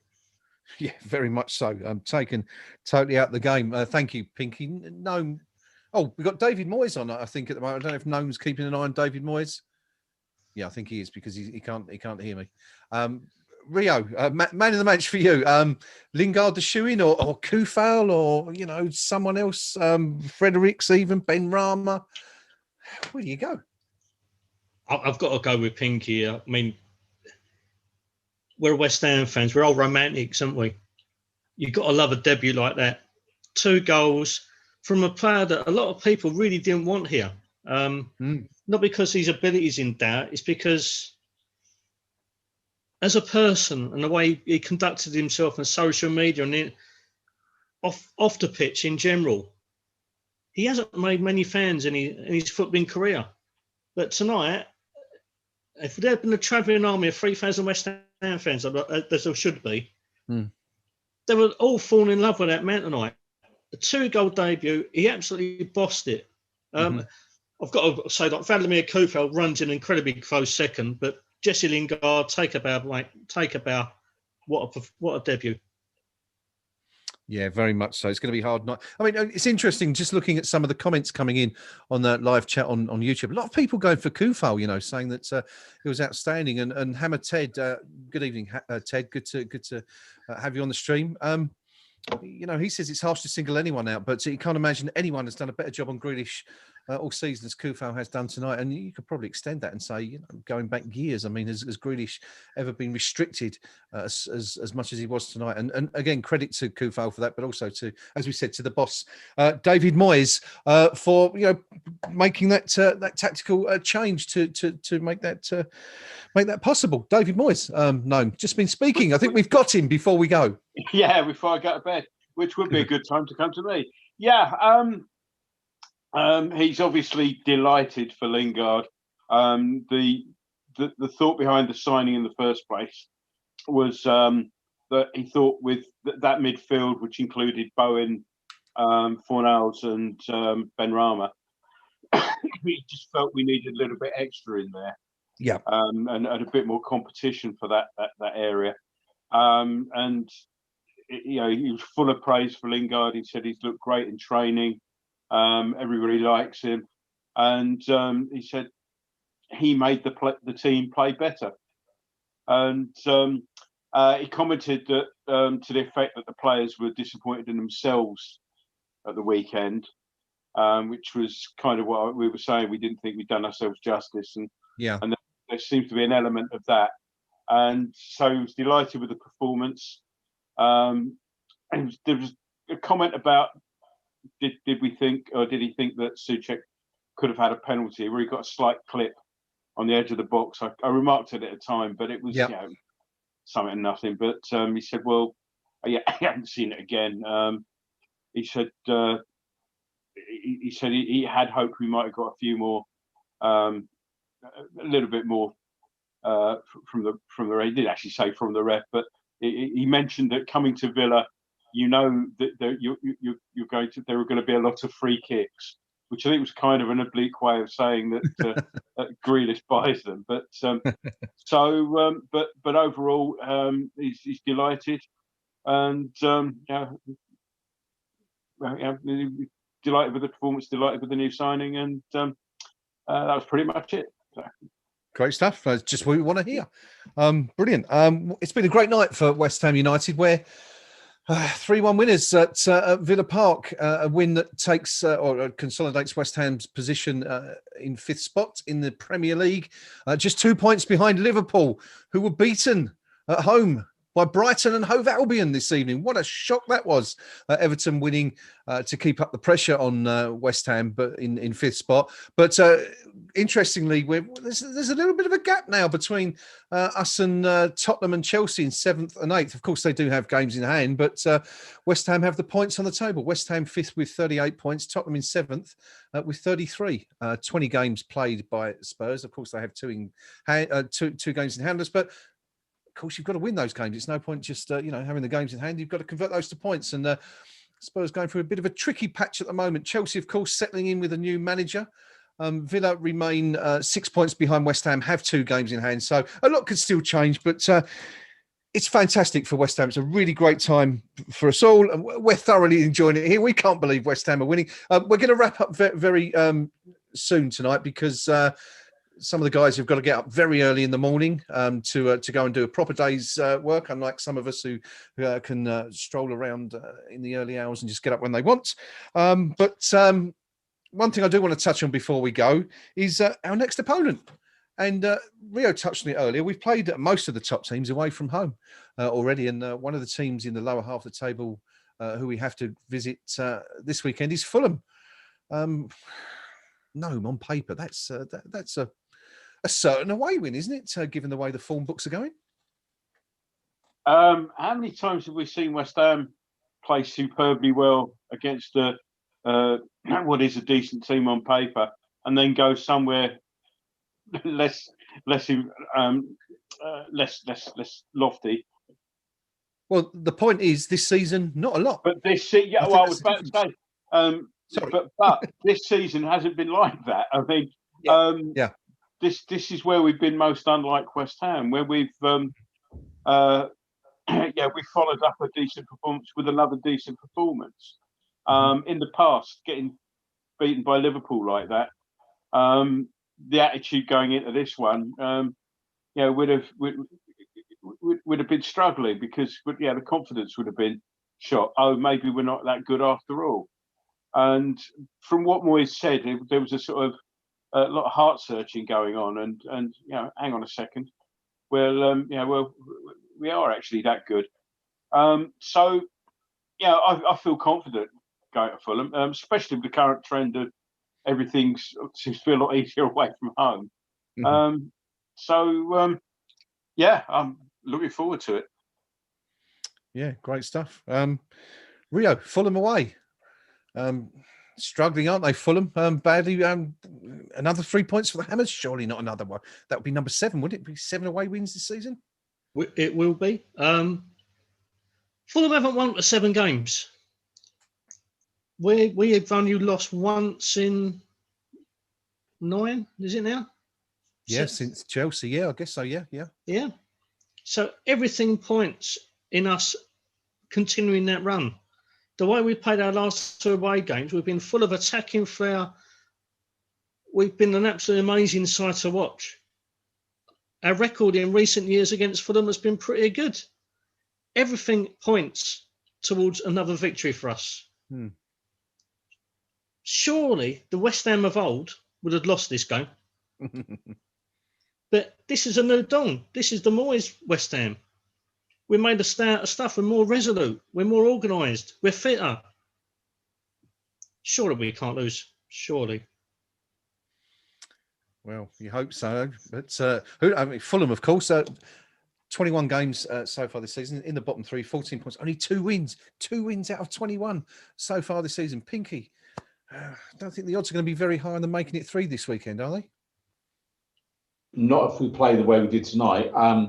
But I put a note of caution there. I've been quietly impressed with what Scott Parker's doing at Fulham. They had a very, very difficult start, but he's a quick learner, and I don't think they're complete mugs. Is the point I'm making here. So I don't think we're going to turn up at Craven Cottage and roll them over 5-0. What we should do is we should turn up and play with confidence, with some verve. And if we play like we did tonight, but with slightly better finishing, then we ought to come out on top. And just one little sort of mouth-watering prospect, Liverpool are playing Manchester City at the weekend. And Man City are the only team in the top half who are on a hotter run than we are. They've done 5 straight wins. We're now 4 wins and 1 defeat in the last 5. No one, we've got the second best record. So if City beat Liverpool and we beat Fulham, we go 4th above last season's champions with the same number of games played. Now, tell me David Moyes is doing a bad job. I don't think you can. And somehow he's got a terrific team spirit. We're playing well. I think we can argue about whether or not we've got enough time on the ball and things like that and blah, blah, blah. We've got enough possession to have won 11 matches this season. Yeah. To make sure we've got a positive goal difference. And, normally by this stage of the season, we're kind of looking at the bottom 6 going, should just about be okay. But, that's a tough one away at Swansea or whoever it might be, This season, there's none of that. It's almost, we're so good this season, it's actually making it a dull season. There's nothing to worry about, So for me, weekend Fulham, I'll take a 1-0 away result.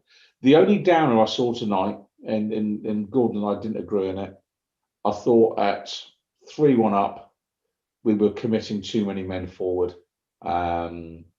And if you go back to the game against Liverpool, when we conceded from our corner, we weren't sufficiently well organised.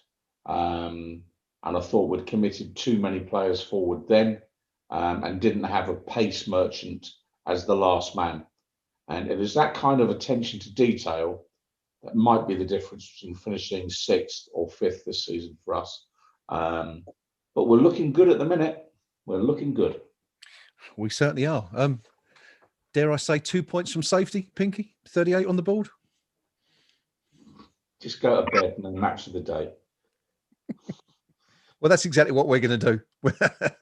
Match of the day is on in 5 minutes. And, of course, no one's going to be going to bed. We're all going to go and switch BBC One on and watch it all over again. Before we do go, Gnome, did you... Dean Smith was on. I saw a few minutes ago. I don't know if you managed to catch a few words of what he had to say. He was not happy with the goals from a defensive point of view. And he said that Martinez was...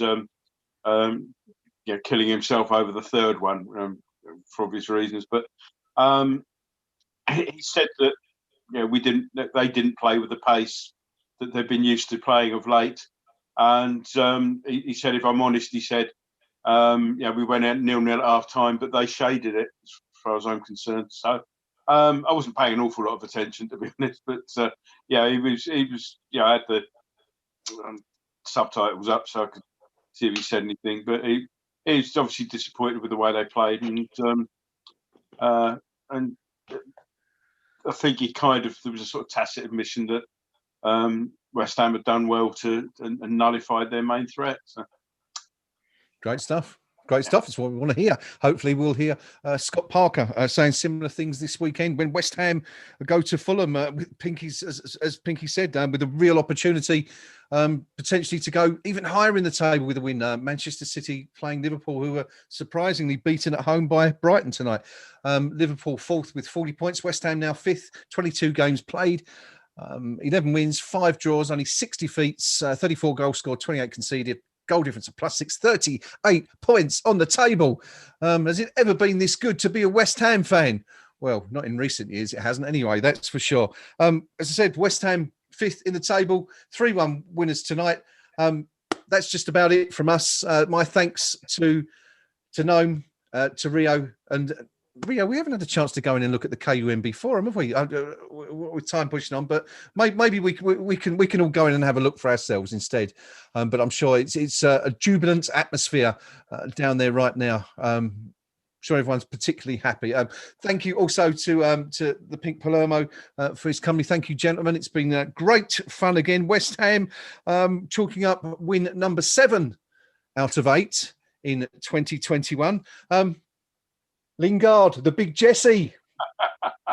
Is that it? Something like that. Something like that.